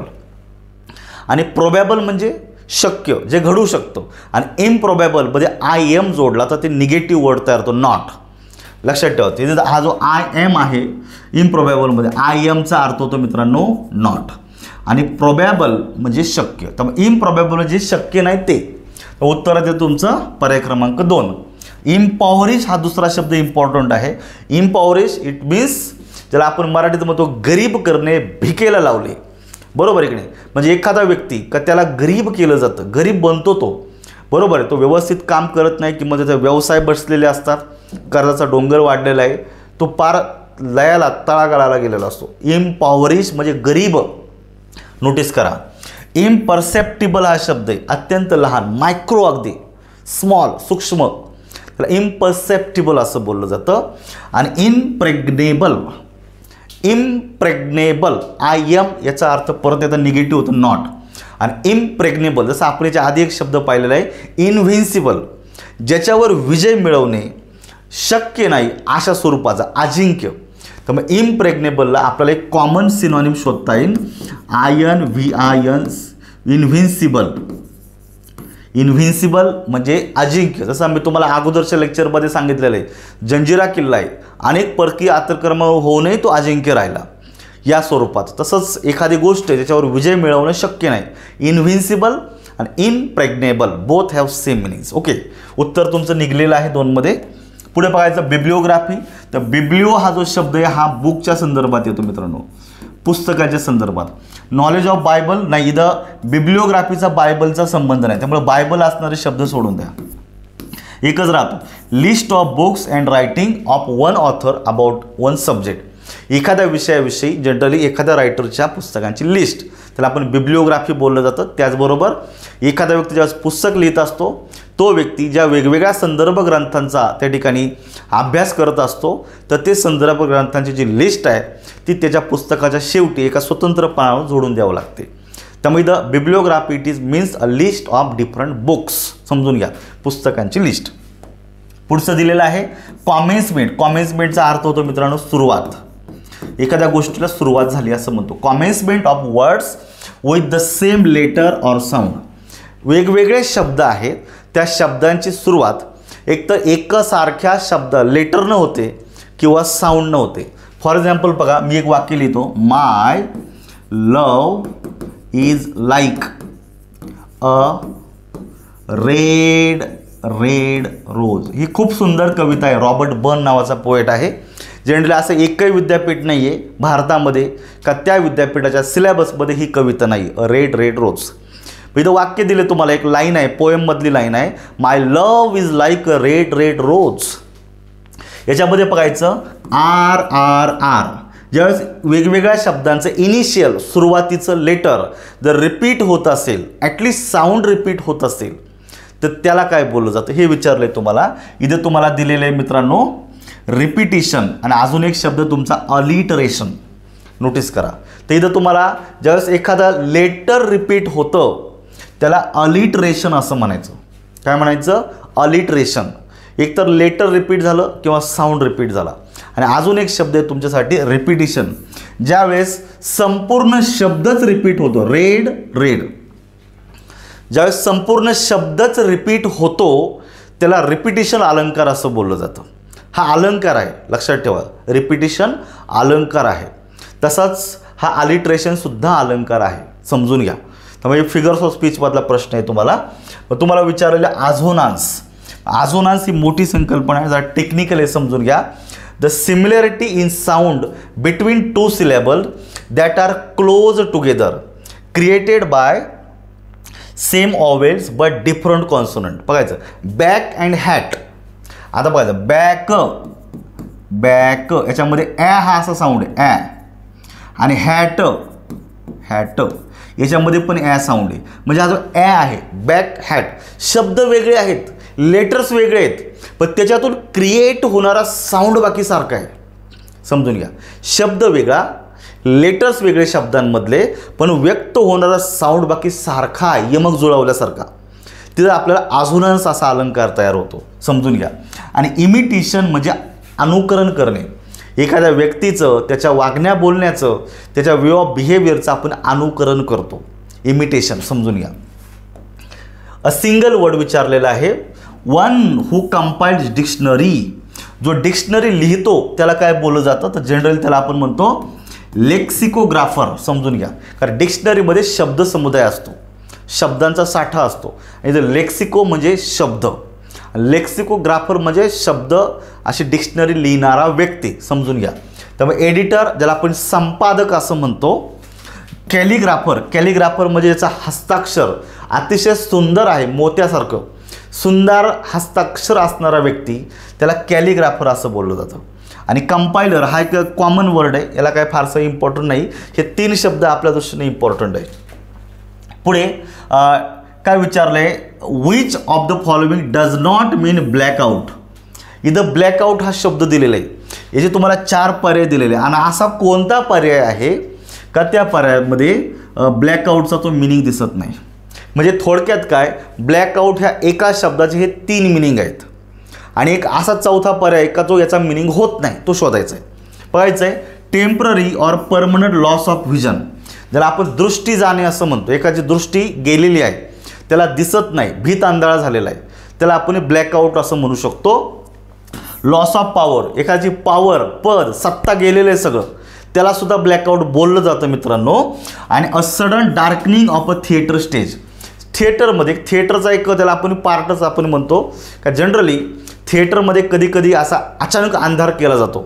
एखादी अशी गोष्ट आहे त्याच्यामध्ये खून असेल, मर्डर ज्याला आपण म्हणतो, जोरात तोंडात मारणे म्हणतो, रेप केलेला असेल, किंवा अशी अघटित घटना का जी ऑडियन्सच्या समोर आपण स्टेजवर दाखवू शकत नाही, मग ते काय केलं जातं, ब्लॅकआउट म्हणजे असं अंधार करून ते एक बॅकग्राऊंड म्युझिक दिलं जातं. बरोबर का. जसं आपण बऱ्याच वेळा जाऊन बघा, अंधार केला जातो आणि अचानक साऊंड येतो, समजून घ्यायचं या एका व्यक्तीने दुसऱ्याचा खून केलेला आहे. म्हणजे हे स्पष्ट दाखवलं जात नाही समोर, कारण हे पॉसिबल नाही. हे थिएटर परफॉर्मन्सचा एक पार्ट आहे ब्लॅकआउट. सो 1, 2 आणि 4 हे तिघही याचा अर्थ निघतात. पण एक चौथा का जो कॉमन सेन्सने आपल्याला कळतो, give black colour to the outside wall. भिंतीला, बाहेरच्या घराच्या भिंतीच्या बाहेरच्या भागाला कलर देणं काहीच गरज नाही. त्यामुळे हे 3 नंबरचं याच्यामध्ये येणार नाही, परंतु तुम्हाला नॉट विचारल्यामुळे पर्याय क्रमांक 3 हे तुमचं उत्तर असलं पाहिजे. पुढे one who lives on the earnings of other. जो दुसऱ्याच्या उत्पन्नावर राहतो, जगतो, त्याला आपण थोडक्यात काय म्हणतो मित्रांनो, पॅरासाईट असं बोलतो. काय म्हणतो आपण, पॅरासाईट. आपलं परपोषी असतो तसं, स्वतः इन्कम नाही आहे, दुसरा कमवतो आणि याला देतो, तसं आपण म्हणतो. बरोबर. जसं एखादं झाड आहे, त्या झाडावर बांडगुळ आलेलं आहे, ते बांडगुळ स्वतः जमिनीमध्ये मुळं रोवत नाही आणि अन्नद्रव्य शोषत नाही. ते बिचारं झाड अगदी पार जमिनीच्या खोलवर मुळ्या रुजून अन्नद्रव्य गोळा करतं आणि ते झाड वाढत असतं. आणि हे बांडगुळ त्या झाडावर येऊन त्या झाडामधलं अन्नद्रव्य खाऊन जगतं, वाढतं. परपोषी थोडक्यात, दुसऱ्याकडनं पोषण होतं. इथं पॅरासाईट असं उत्तर येतं. पुढे बघायचं आहे a better than somebody or something. To be better, च्यापेक्षा अधिक चांगला. हे तुम्हाला दिलेले आउटशाईन उत्तर आलं पाहिजे. आउटशाईन म्हणजे अनेक गोष्टी आहेत त्याच्यापैकी तो खूप चांगला आहे, इतरांपेक्षा चांगला. बरोबर आहे. आउटस्टँडिंग एखादा परफॉर्मन्स आहे वगैरे ते चांगला असतो, सगळ्यांना दिसेल असा, पण इथे तुलना नाही आहे. आउटस्टँडिंग परफॉर्मन्स, एखादं सादरीकरण खूपच सुंदर आहे, परंतु जिथं इथं आउटशाईन जर बोललं तर इतरांपेक्षा अधिक चांगला असं आपण गृहीत धरलं जातं. उत्तर येतं तुमचं 1 मध्ये.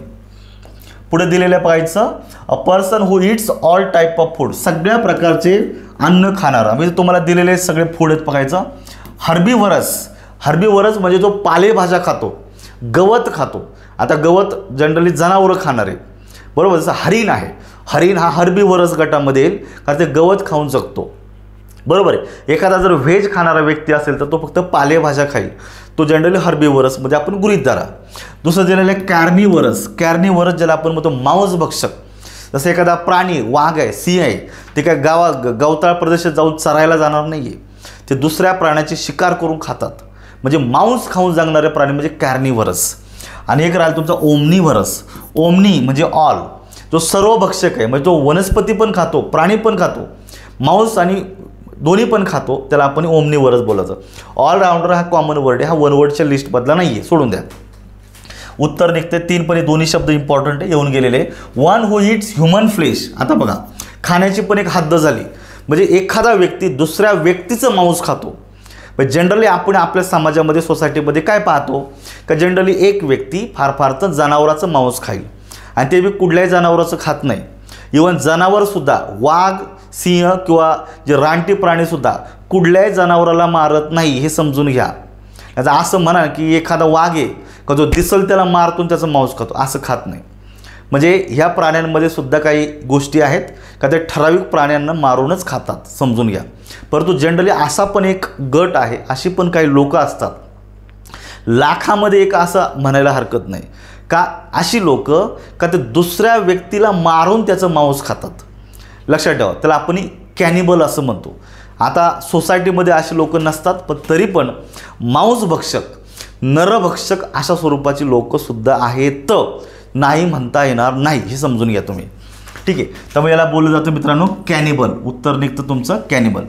सॅवेज म्हणजे काय, हा सॅवेजरी ह्या नामापासून तयार झालेला ॲडजेक्टिव्ह आहे सॅवेज.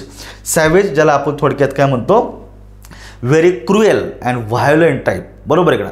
असंस्कृत, क्रूर, निर्दयी अशा स्वरूपाचा, असंस्कृत, क्रूर किंवा निर्दयी.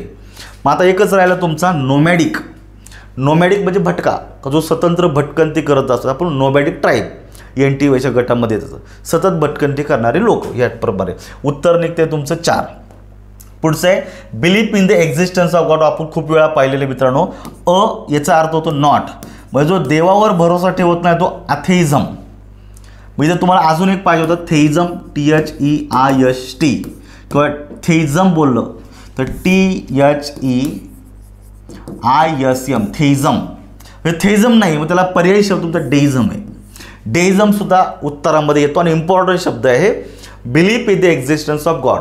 देव आहे हे मान्य करतो, लक्षात ठेवा, देव आहे हे मान्य करतो असा व्यक्ती, जो देवपूजा करत असेल असा व्यक्ती, त्याला आपण डेइझम असे तत्व, त्याला आपण डेइझम असं बोललं जातं. फॅनॅटिझम, फॅनॅटिझम ज्याला बोललं जातं, फॅनॅटिक म्हणजे धर्मवेडा, कट्टर व्यक्ती. एखादा सोशल बिलीफ आहे, एखादा धर्म आहे, धर्माची जी तत्त्व असतात तो खूप कट्टरपणे पाळतो, त्याला दुसऱ्या धर्माच्या कुठल्याही ब्रसुद्धा सहन होत नाही. असे कट्टरतावादी जी लोक असतात त्यांना आपण फॅनॅटिझम असं बोललं जातं. आणि स्केप्टिझम ज्याला आपण संशयखोर, प्रत्येक गोष्टीमध्ये संशय घेणारा. एखादी गोष्ट घडते, फॉर एक्झाम्पल विंचू चावला, मग दवाखान्यात जायचं का ज्योतिषाकडे जायचं.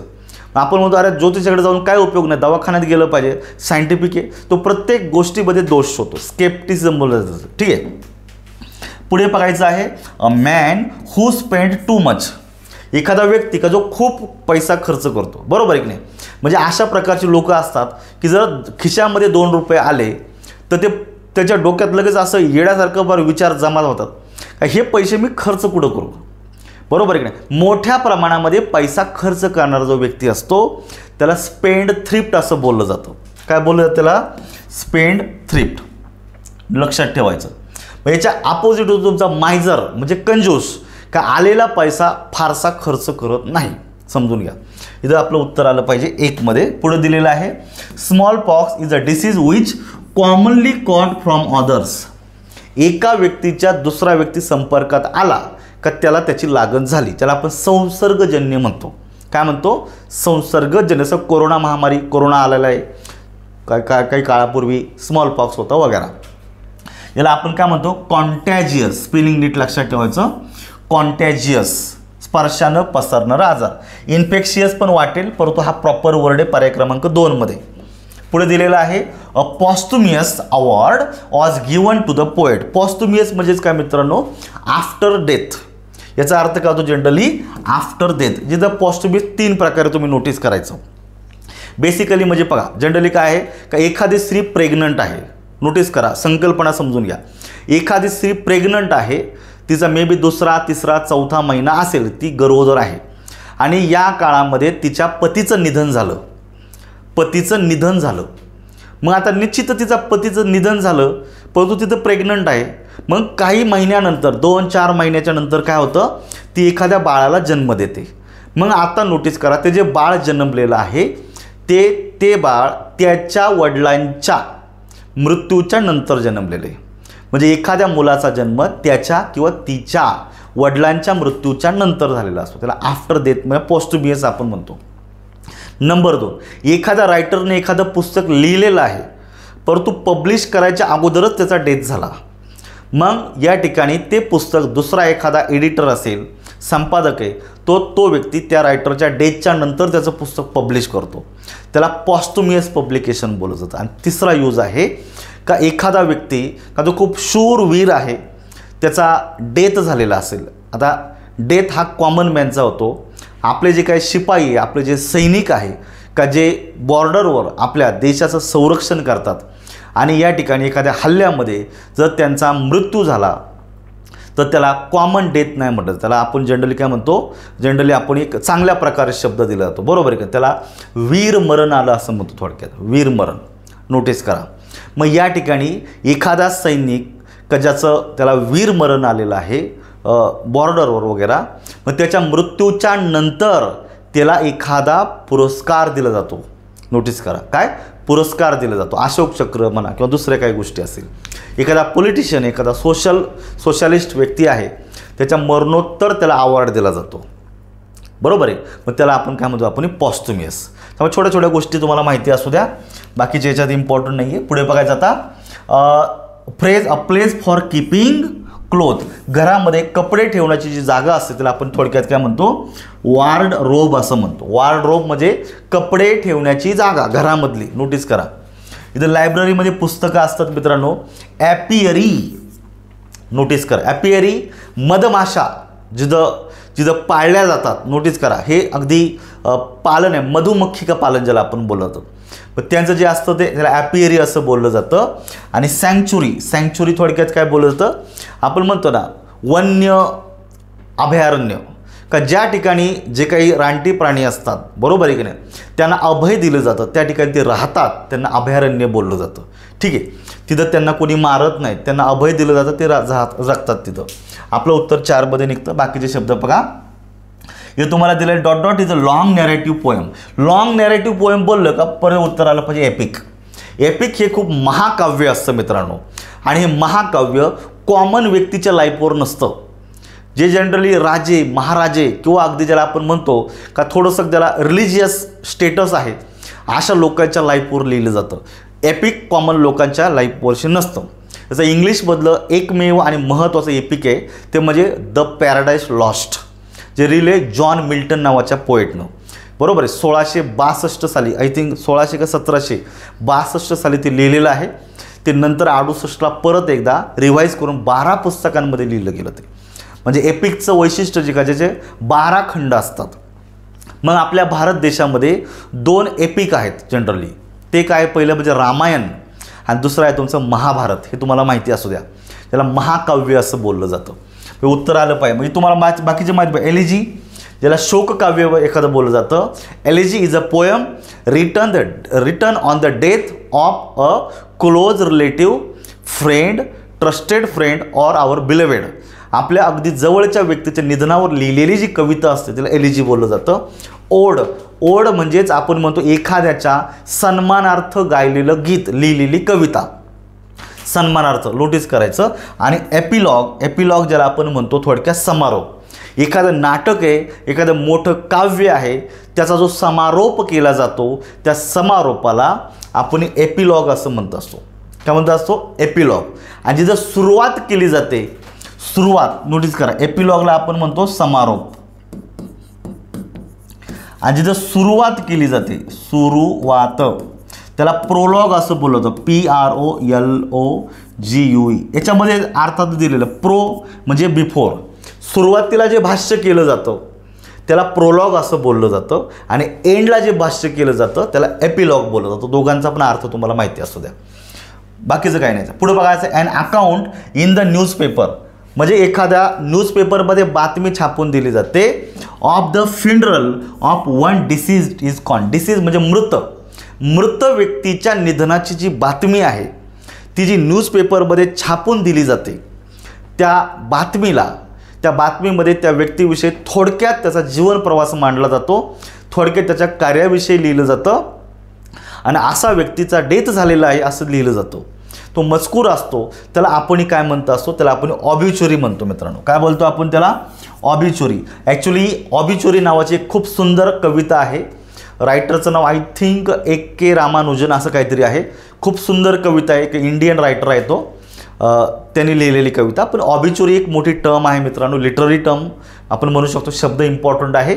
एखाद्या व्यक्तीच्या निधनाची जी बातमी, वार्ता, निधन वार्ता की जी आपण न्यूजपेपरमध्ये छापतो त्याला ऑबिच्युरी बोललं जातं. ॲस्ट्रॉनॉमी म्हणजे खगोलशास्त्र, बरोबर आहे. ॲम्नेस्टी ज्याला आपण जनरल पार्डन असं म्हणतो, जनरल GENERAL, पार्डन म्हणजे माफी. तुम्हाला मी सांगितलेलं आहे मित्रांनो, जसं या ठिकाणी इलेक्शनच्या तोंडावर एखादं सरकार काय करतं, शेवटी सरकारचा उद्देशच असतो, एखाद्या राजकीय पक्षाचा उद्देशच असतो आणि हीच त्यांची फिलॉसॉफी असते की निवडून यायचं. निवडून कसं येईल तो भाग नंतरचा, पण निवडून येणं हे कुठल्याही राजकीय पक्षाचीच फिलॉसॉफी असते. त्यामुळे जनरली राजकीय पक्ष काय करत असतो, निवडणुकीच्या अगोदर लोकांना खुश करण्यासाठी अनेक काही योजना वगैरे, आता लाडकी बहीण आलेली आहे, दुसरं काही नाही मित्रांनो. लाडकी बहीण बरोबर निवडणुकीच्या तोंडावरच आलेली आहे, 2-3 महिने, बरोबर आहे. सरकार आल्याच्या नंतर लाडकी बहीण आलेली नाही, म्हणजे हे फक्त लाडक्या बहिणींना खुश करण्यासाठी प्रोग्राम आहे, दुसरं काही नाही. हे निवडणुकीचा अजेंडा आहे त्यांचा, मी वाईट म्हणत नाही. परंतु लाडकी बहीण निवडणुकीच्या तोंडावर आली म्हणजे वोटिंगच्या दृष्टीनं केलेलं आहे. म्हणजे त्यांचा उद्देश आहे का? उद्देश एकच आहे का आम्ही तुम्हाला थोडासा एक निधी देतो, तुम्ही निवडणुकीत आम्हाला आशीर्वाद द्या. राजकीय दृष्ट्या आशीर्वाद म्हणजे वोटिंग करा, म्हणजे आम्ही परत एकदा निवडून येईल. आणि हे प्रत्येक पक्षाला वाटत असतं आणि कदाचित ते गैर नाही, हे पण लक्षात ठेवा. पण जनरली अजून एक गोष्ट केली जाते का महाराष्ट्रासारख्या राज्यामध्ये शेतकरी वर्ग खूप मोठा आहे, शेतकरी वर्ग आज मोठ्या संख्येनं कर्जामध्ये डुबलेला आहे. मग एखादं सरकार काय म्हणतं, माझ्या सरकारच्या काळामध्ये मी या शेतकऱ्यांची सरसकट कर्जमाफी करतो, जनरल पार्डन. सरसकट कर्जमाफी म्हणजे 2 लाख 3 लाख 5 लाखापर्यंत ज्या शेतकऱ्यावर कर्ज असेल त्या शेतकऱ्याचं कर्ज माफ गव्हर्नमेंट भरेल असं सांगितलं जातं. त्याला आपण ॲम्नेस्टी म्हणू शकतो, हे समजून घ्या. मोठा शब्द आहे हा. आणि आर्सेनल ज्या ठिकाणी शस्त्रसाठा, दारुगोळा बनवला जातो, स्टोअर करून ठेवला जातो, ती जागा म्हणजे आर्सेनल. उत्तर तुमचं 1 मध्ये निघलेले. बाकीचं बघायचं, a person who leaves his country to settle abroad. हे खूप वेळा झालेले मित्रांनो. एमिग्रंट, आता त्याच्यावर जास्त चर्चा नको. एमिनंट, इम्पॉर्टंट, ज्याला आपण सुप्रसिद्ध म्हणतो. एखादा व्यक्ती एखाद्या फील्डमध्ये खूप सुप्रसिद्ध आहे, त्या व्यक्ती त्या गोष्टीसाठी ओळखला जातो ह्या पद्धतीनं. आणि मायग्रंट म्हणजे थोडक्यात आपण एका ठिकाणावर दुसऱ्या ठिकाणी स्थलांतर करणे. काय केलं जातं? स्थलांतर केलं जातं. आपल्याकडे आपण बऱ्याच वेळा पाहतो ना, पक्षी विशिष्ट हंगामामध्ये एका ठिकाणावरून दुसऱ्या ठिकाणी स्थलांतर करत असतात. तशी लोकं आहेत, तशी जनतासुद्धा असते का जनरली दुष्काळामध्ये, उन्हाळ्याच्या दिवसांमध्ये तर एखाद्या भागामध्ये पिण्यासाठी पाणी नसेल तर तिथली जी लोकं असतात ते दुसऱ्या भागामध्ये टेम्पररी का होईना पण स्थलांतर करतात. ह्या पद्धतीने लक्षात ठेवा. छोट्या छोट्या गोष्टी तुम्हाला येतात. पुढे दिलेलं आहे, one who is very particular about small detail. छोट्या छोट्या गोष्टींमध्ये जागरूक असणारा, विलक्षण लक्ष घालणारा व्यक्ती, त्याला आपण मेटिक्युलस असं म्हणतो. बाकीचे तुम्हाला माहितीचे मित्रांनो, कनासर. कनासर हा शब्द इम्पॉर्टंट आहे. जनरली हू इज अ जज, who is judging art, music, dance, food etcetera. म्हणजे तो त्या व्यक्तीतला एक्सपर्ट असतो का तो जज करण्याचं काम करतो, परीक्षण करण्याचं काम करतो. कशाचं? डान्सचं. म्हणजे जो डान्सचं परीक्षण करतो त्याला ऑलरेडी डान्सविषयी चांगलं माहिती पाहिजे. जो फूड टेस्ट करण्यासाठी जातो, परीक्षण करण्यासाठी जातो, त्याला पण त्या चवीविषयी चांगले ज्ञान पाहिजे. जो म्युझिकला जज करण्यासाठी जातो त्याला ऑलरेडी म्युझिकची चांगली आयडिया असेल. त्याला कोनोसर, ज्याला निष्णात, सुप्रसिद्ध असं म्हणतो त्यातला, बरोबर आहे. आर्टिसन हा एक शब्द आहे. A person who makes things skilfully. ज्याकडे विविध प्रकारच्या वस्तू कलात्मक वस्तू बनवणारा व्यक्ती आर्टिसन. आणि इमॅक्युलेट ज्याला आपण म्हणतो परफेक्टली क्लीन अँड टिडी विदाऊट एनी मिस्टेक. छोट्या छोट्या गोष्टी तुम्हाला माहिती असू द्या. पुढचं दिलेलं आहे मित्रांनो शफर. शफर हा शब्द आहे CHAUFFEUR. हा जो शब्द आहे याचं स्पेलिंग नीट चेक करा. वन वर्ड सबस्टिट्यूशनला मध्ये आलेला आहे पण स्पेलिंग इररमध्ये पण येऊ शकतो. CHAUFFEUR शफर. स्पेलिंग आणि उच्चार जरा वेगळे वाटतात पण उच्चार समजून आहे. Shafar it means a paid driver for a privately on car. एखादी प्रायव्हेट गाडीवर जो पगारी ड्रायव्हर ठेवला जातो. मोठमोठ्याला ज्याला आपण म्हणतो की जे काय श्रीमंत लोक आहे ते गाड्या स्वतः कमी चालवतात, त्यांच्या गाड्यांवर ड्रायव्हर असतात. नोटीस करा.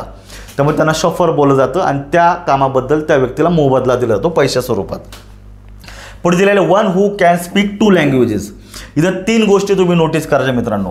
लिंग्विस्टिक म्हणजे भाषाशास्त्रज्ञ. A person who has a good knowledge of different languages. विविध भाषांचं ज्याला शास्त्रशुद्ध सायंटिफिक चांगलं ज्ञान आहे त्याला लिंग्विस्ट बोललं जातं, भाषाशास्त्रज्ञ. पुढे दिलेले मल्टीलिंग्वल. इथं मल्टी म्हणजे मोर दॅन 2, बाय म्हणजे 2. नोटीस करा. बायलिंग्वल म्हणजे 2 भाषा बोलणारा, मल्टीलिंग्वल म्हणजे 2 पेक्षा अधिक भाषा बोलणारा. आणि फोनेटिशियन. फोनेटिक्स म्हणजे उच्चार. एखाद्या शब्दाचा उच्चार कसा करायचा. तर जनरली लिंग्विस्टिकमध्ये खूप मोठी ब्रँच आहे मित्रांनो फोनेटिक्सची. हा एक सब्जेक्ट पण आहे. MA लेवलला ग्रॅज्युएशन लेवलला पण आहे. वेगळ्या विद्यापीठांमध्ये स्पेशल इंग्लिश जे घेतात त्यांना हा शब्द माहितीच आहे. फोनेटिशियन म्हणजे उच्चारशास्त्रज्ञ, ज्या उच्चारांचा अभ्यास करतो तो व्यक्ती. याच्यात एकच राहिला तुमचा मोनोलिंग्वल. मोनो म्हणजे एक किंवा सिंगल आणि लिंग्वल म्हणजे भाषा. तर मोनोलिंग्वल म्हणजे एकच भाषा बोलणारा, बाय म्हणजे 2 भाषा आणि मल्टी म्हणजे 2 पेक्षा अधिक भाषा बोलणारा. हे तुम्हाला माहिती असू द्या. पुढे दिलेलं आहे a book which gives information of all subject. सगळ्या भाषांचं नॉलेज. आता हा सोपा शब्द आहे एन्सायक्लोपीडिया. बरोबर आहे. Give a single word a style full of words. हे आहे असंच पाठ करा. थोडासा वेगळा शब्द आहे त्याला आपण व्हर्बोस असं म्हणतो. वाचाळ. बरोबर आहे की नाही. मग तो अनेक शब्दांचा वापर करत असतो. थोडक्यात बोलण्याऐवजी एखादा शब्द जर वापरला तरी कन्सेप्ट क्लिअर होते. पण जो खूप सारे शब्द अनावश्यकरित्या वापरतो त्याला आपण किती बडबड करतो, किती वाचाळ आहे. छोटीशी संकल्पना मोठ्या प्रमाणामध्ये लिहिलं. वाचाळ समजून घे. वाचाळवीर असतात आपल्याकडं. बरोबर आहे की नाही. One who is present everywhere. का जो सर्वत्र अवेलेबल आहे, उपस्थित आहे, त्याला बोलतं ओमनी प्रेझेंट. उत्तर काय येतं मित्रांनो. ओमनी प्रेझेंट म्हणजे सर्वव्यापी. आपण म्हणतो ना गॉड इज ओमनी प्रेझेंट. देव सर्वत्र आहे आणि देव सगळ्यांची काळजी घेत असतो. Omni present. पुढे झालं ओमनिसियंट. ओमनिसियंट नॅरेटिव्ह आहे. ओमनिसियंट म्हणजे ऑल नोईंग, सर्वज्ञ. जणू काय त्याला सगळं माहिती आहे.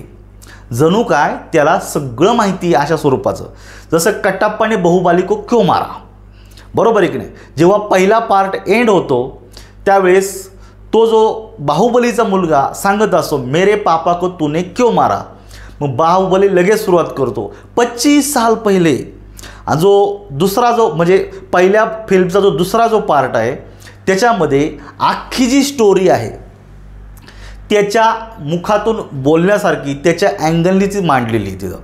म्हणजे जणू काही त्या राजाच्या बाबतीत, त्या राणीच्या बाबतीत जे काही घडलेलं आहे ते सगळं कटप्पाला माहिती. तसं लिटरेचरमध्ये सुद्धा आहे मित्रांनो. ऑल नोईंग समजून घ्या. हे नॅरेटिव्ह टेक्निक आहे, समजून घ्या. पुढे दिलेलं ओमनीपोटंट. ओमनीपोटंट म्हणजे सर्व सत्ताधीश, ज्याच्याकडे खूप अफाट सत्ता आहे. ओमनीपोटंट. आणि ओमनीवरस ज्याला आपण सर्वभक्षक म्हणतो, जो वनस्पती पण खातो, पालेभाज्या पण खातो आणि मांस पण खातो. ओमनीवरस. उत्तर नाही तर तुमचं ओमनी प्रेझेंट. पुढचं अस्टॉईक. हे खूप वेळा रिपीट झालेलं आहे. A person who is indifferent to pleasure and pain. बरोबर आहे. किंवा आपण म्हणतो ना की does not endure. Does not तर होणार नाही. सायलेंटली सफर्स आणि एन्ड्युअर. एन्ड्युअर म्हणजे सहन करणे. Without any complaint. तो कुठल्याही प्रकारचं कंप्लेंट करत नाही, सहन करतो. तो पर्याय क्रमांक 4 उत्तर येते. पुढचं दिलेलं पाहायचं मॅचिंग पेअरला आले a birds where birds are kept. ज्या ठिकाणी प्राणी ठेवले जातात, पक्षी ठेवले जातात त्यांना आपण म्हणतो ॲव्हियरी. काय बोलतो आपण ॲव्हियरी. पक्ष्यांसाठी ॲव्हियरी, पक्ष्यांसाठी ॲपियरी. समजून घ्या. पक्ष्यांसाठी ॲव्हियरी आणि जे मधुमक्षी असतात त्यांच्यासाठी आपल्याला ॲपियरी, ह्या दोघांमधला फरक समजून घ्या. टँक फॉर फिश, माशांची जी टाकी असते ज्या ठिकाणी मासे साठवले जातात त्याला आपण जनरली काय म्हणतो ॲक्वारियम. मित्रांनो ॲक्वा म्हणजे पाणी, वॉटर, आणि ॲक्वारियम त्याच्यामध्ये पाणी असतं, मासे पाण्यामध्येच असतात, आणि अशी टाकी का ज्या ठिकाणी मासे सोडलेले आहेत. बरोबर आहे. A man of unusual habit already आलेला आहे. Eccentric and an object which has no life, inanimate, निर्जीव वस्तू म्हणतो. बाकीचं सोपं आहे. पुढचं पर्सन हू हेट्स मॅनकाइंड, बऱ्याच वेळा आलेला आहे. तरी न्यूरोटिक हा एक मेडिकलमधला शब्द आहे. न्यूरोटिक ज्याचा मज्जातंतू क्षीण झालेला आहे असा व्यक्ती, न्यूरोटिक समजून घ्या, हा मेडिकलमधला शब्द आहे. Mercenary, mercenary it means one who works for money, पैशांच्या लोभानं काम करणारे व्यक्ती, त्याला मर्सेनरी असं बोललं जातं. इलिटरेट म्हणजे अशिक्षित व्यक्ती, ज्याला लिहिता वाचता येत नाही. आणि मिसअँथ्रॉपिस्ट हे उत्तर आलं पाहिजे. Misanthrope it means one who hates mankind, आणि philanthropist one who loves mankind. शब्दांमधले फरक समजून घ्या. पुढचा दिलेला आहे long story about brave action and exciting event. पहिली गोष्ट ती ॲक्शन ब्रेव आहे.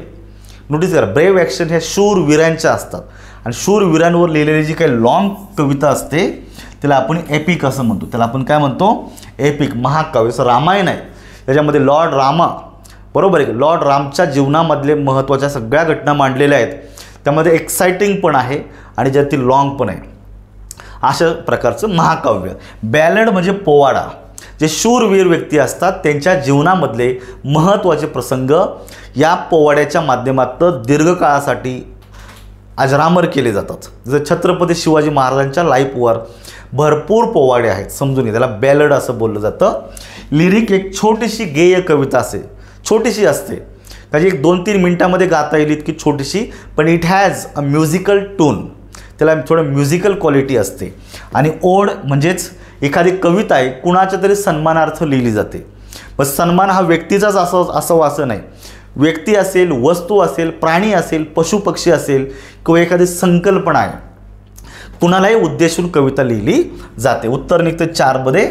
A person who is given a luxurious living, luxurious म्हणजे चैनी सुखाशीन जीवन जगणारा जो व्यक्ती असतो त्याला आपण सिबॅराईट बोलतो. आपण काय म्हणतो? सिबॅराईट. पुढं बघायचं simple and smallest form of plant life. Plant आहे, वनस्पतीचा छोटासा अगदी लहान घटक आहे तो. प्रेझेंट इन एअर, तो हवेमध्ये पण असतो. वॉटर अँड सॉईल, तो पाण्यामध्ये पण आहे आणि जमिनीमध्ये पण आहे, बरोबर आहे. एसेन्शियल टू लाईफ, तो जगण्यासाठी, जीवनासाठी गरजेचा आहे. बट मे कॉज डिसीज, त्याच्यापासून डिसीजसुद्धा होऊ शकतात. कॉमन वर्ड त्याला आपण बॅक्टेरिया असं म्हणतो. बॅक्टेरियम, जीवाणू, बरोबर आहे की नाही. बॅक्टेरिया गरजेचे पण आहेत, पण त्यांनी आपल्याला आजारही होऊ शकतात, जीवाणू, समजून घ्या. पुढे दिलेलं आहे pledge given by a prisoner to return after temporary release. म्हणजे एखादा व्यक्ती जर तुरुंगामध्ये गेला, का आता आपल्याकडं तुरुंगात जाण्याच्या खूप किस्से भारी भारी आहे, बरोबर आहे की नाही. बाहेर असताना नाकात दम येईपर्यंत बोलतो, पण एकदा पोलीस त्याला उचलायला आले का लगेच छातीमध्ये कळ मारून येते, माझ्या छातीत कळ आली. मग आता तुरुंगात कसं जायचं? छातीत कळ आल्यावर, छातीत कळ आल्यावर म्हणजे हार्ट याचं जायची वेळ आलेली.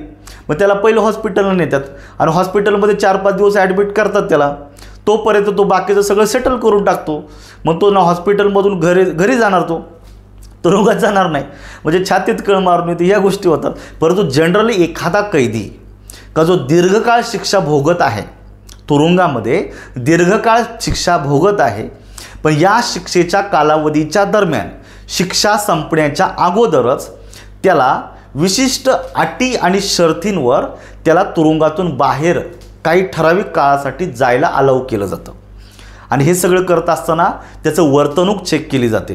तो खरंच म्हणजे बाहेर जाऊन तो परत काय गुन्हा करणार नाही ना याची खात्री असेल तर रिस्कवर त्याला बाहेर पाठवलं जातं. मग जनरली आपल्याकडे भरपूर लोक आहेत का तुरुंगामध्ये जातात, 4-6 महिने राहतात, नंतर मग त्यांना आईची आठवण येते, माझी आई आजारी आहे, त्याची देखभाल घ्यायला कोणीच नाही, मग मला घरी जायला पाहिजे. मग आईच्या आजाराची रजा करून हा भाऊ बाहेर येतो. बरोबर आहे की नाही. कुणाच तरी लहान भाऊ असतो का त्याला आयुष्यात कधी पाहिलेलं नसतं, लहान भावाच्या शिक्षणासाठी थोडा वेळ मला सोडून द्या, बरोबर आहे की नाही. म्हणजे अशा छोट्या मोठ्या खोट्या गोष्टी सांगितल्या जातात आणि त्यांना टेम्पररी बाहेर पाठवलं जातं. पण परोल बोललं जातं त्याला. तो परोलचा कालावधी संपल्याच्या नंतर त्याला परत त्याच्या ठरल्या ठिकाणी तुरुंगामध्ये यावं लागतं. नोटीस करा. मग या सगळ्या गोष्टी नोटीस करा. कधी राजकीय नेते असतात का त्यांना पण अशा गोष्टींचे परोल मंजूर केले जातात. ते बाहेर येतात, सगळ्या गोष्टी काय असेल ते नीट करतात आणि परत तुरुंगामध्ये जातात. परोल हा एक लिगल वर्ड आहे, लक्षात ठेवा. त्याला आपण काय म्हणतो, पेरोल. सगळ्यांनाच माहिती आहे, जास्त काही चर्चा करू नका. ॲनिहिलेट म्हणजे समूळ नायनाट करणे, टू डिस्ट्रॉय समथिंग कम्प्लिटली, पूर्णपणे नायनाट करून टाकणे. पुढे दिलेलं पाहायचं, सबस्टिट्यूट विचारलेले पाहायचं. वन हू हेट्स विमेन, आता बऱ्याच वेळा आलेले हे शब्द तुम्हाला. सॅडिस्ट होणार नाही. सॅडिस्ट पण एक असा व्यक्ती आहे, लक्षात ठेवायचा, दुसऱ्या व्यक्तींचा शारीरिक मानसिक छळ करून त्यांना वेदना झालेल्या पाहून जर याला आनंद होत असेल तर त्याला सॅडिस्ट बोललं जातं. अशी लोक आहेत का दुसऱ्याला दुःख झालं ना याला आनंद होतो. नोटीस करा. दुसरा फेल झाला तर याला आनंद होतो, हा मस्त स्वतःला पार्टी करतो. म्हणजे अशी जी लोकं असतात, दुसऱ्याला शारीरिक वेदना करायचं, दुसऱ्याचा मानसिक छळ करायचा आणि त्याचा झालेला छळ पाहून याला आनंद होत असेल तो सॅडिस्ट झाला. पण बाकीचे बघायचं आता आपल्याला, मिसोजिनिस्ट. मिसोजिनिस्ट हा शब्द इम्पॉर्टंट आहे. स्त्रियांचा तिरस्कार करणारा, वन हू हेट्स विमेन. उत्तर काय आलं पाहिजे, मिसोजिनिस्ट. मग मिसोगॅमिस्ट हा एक शब्द आहे. पहा इथं काय दिलेलं आहे, GYNIST आणि हे दिलेलं आहे GAMIST. समजून घ्या. तर मिसोगॅमिस्ट म्हणजेच काय मित्रांनो, विवाहाबद्दल द्वेष दाखविणारी व्यक्ती. विवाहाबद्दल द्वेष दाखवणारी व्यक्ती त्याला आपण मिसोगॅमिस्ट म्हणतो. आणि मिसअँथ्रॉप मानव जातीचा हेट करणारा, तिरस्कार करणारा, बरोबर आहे. One who hates mankind. सगळे शब्द रिपीटेड येतात, फक्त हा नवीन होता, तुम्हाला समजून सांगितलेला आहे. And the last one monastery, हा सुद्धा रिपीटेड दिलेला आहे. जनरली अ प्लेस वेअर यंग प्लांट होणार नाही, नर्सरीसाठी आहे. अ प्लेस वेअर आर्टिस्टसाठी तर नाही आहे. फॉर मॉन्क, जे जनरली ख्रिश्चन धर्माचे जे धर्मगुरू असतील वगैरे त्यांचा ठिकाण असतं ते राहण्याचं, त्याला आपल्या मॉन्कसाठी मोनास्ट्री म्हणतो आणि ननसाठी कॉन्व्हेंट म्हणतो. ठीक आहे. या छोट्या छोट्या गोष्टी आपल्याला पाहायचं मित्रांनो. आणि यासोबत आपली एक खूप मोठा शब्दसाठा आपण कंप्लीट केलेला आहे. जवळपास 300-350पेक्षा एक अराऊंड पकडा तुम्ही, 350 किंवा थोडेफार कमी जास्त एवढा सारा शब्दसाठा आपण या ठिकाणी मी समजून सांगितलेला आहे PYQच्या माध्यमातून. तर मित्रांनो अशा प्रकारचा हा टॉपिक होता. परत एकदा मित्रांनो, जर तुम्हाला हे लेक्चर आवडत असतील तर मित्रांनो आपल्या चॅनलला सबस्क्राईब करा. नंबर 1. 2 नंबरला, जर तुम्हाला वाटतंय का तुम्हाला खूप अपडेटेड आणि अगदी टू द पॉईंट सगळी व्होकॅब्युलरी का एवढी बॅच करा आणि मला निश्चिंत करून टाका एकदाचं. का येणाऱ्या याच्यामध्ये राज्यसेवा आहे, गट ब आहे, गट क आहे, कुठली परीक्षा असू द्या, एवढी बॅच केल्याच्यानंतर माझा प्रॉब्लेम तुम्ही सॉल्व्ह करणार आहे, बस एवढी तुम्ही निश्चिंत राहा. मग जर तुमचा प्रॉब्लेम जर ह्या बॅचमधून सॉल्व्ह होणार असेल तर मित्रांनो नक्की जॉईन करा. आणि मी तुम्हाला खात्री देतो का मी स्पर्धा परीक्षेला जे येणार आहे ते सगळं तुम्हाला ह्या बॅचमध्ये शिकवणार आहे. म्हणजेच ही बॅच जॉईन केली, मी ज्या पद्धतीने तुम्हाला गायडन्स करणार आहे त्या पद्धतीने जर तुम्ही सगळा जर सिलेबस जर व्यवस्थित जर कव्हर जर केला, समजून जर घेतला तर तुम्हाला इंग्लिश व्होकॅब्युलरीचा प्रॉब्लेम राहणार नाही. हे मी परत सांगतो. मी खूप अभ्यास केलेला आहे, त्यामुळे प्रत्येक गोष्ट मी विथ प्रूफ व्यवस्थित तुम्हाला सांगण्याचा प्रयत्न करतो. अपेक्षा करतो जर तुम्हाला हे सगळं योग्य वाटत असेल तर आपलं MPSC इंग्लिश अकॅडमी हे ॲप्लिकेशन गुगल प्ले स्टोअरवरून डाउनलोड करा. 6 सप्टेंबरला, आज 5 सप्टेंबर आहे, शिक्षक दिन आहे, उद्या 6 सप्टेंबरला आपल्या नियोजित वेळेला ही बॅच सुरू होणार आहे. ही बॅच मी लाईव्ह घेणार नाही, डेली लेक्चर मी रेकॉर्ड करेन आणि डेली अपलोड करत जाईन. डेली तुम्हाला ठराविक वेळ दिली जाईल, त्या वेळेला तुम्ही ते लेक्चर दिसतील, तुम्ही पाहायला सुरू करा. चला, आजच्या लेक्चरमध्ये या ठिकाणी थांबायचे मला. जर तुम्हाला हा लेक्चर आवडला असेल मित्रांनो तर पुन्हा एकदा आपल्या चॅनलला सबस्क्राईब करायला विसरू नका. थँक्यू.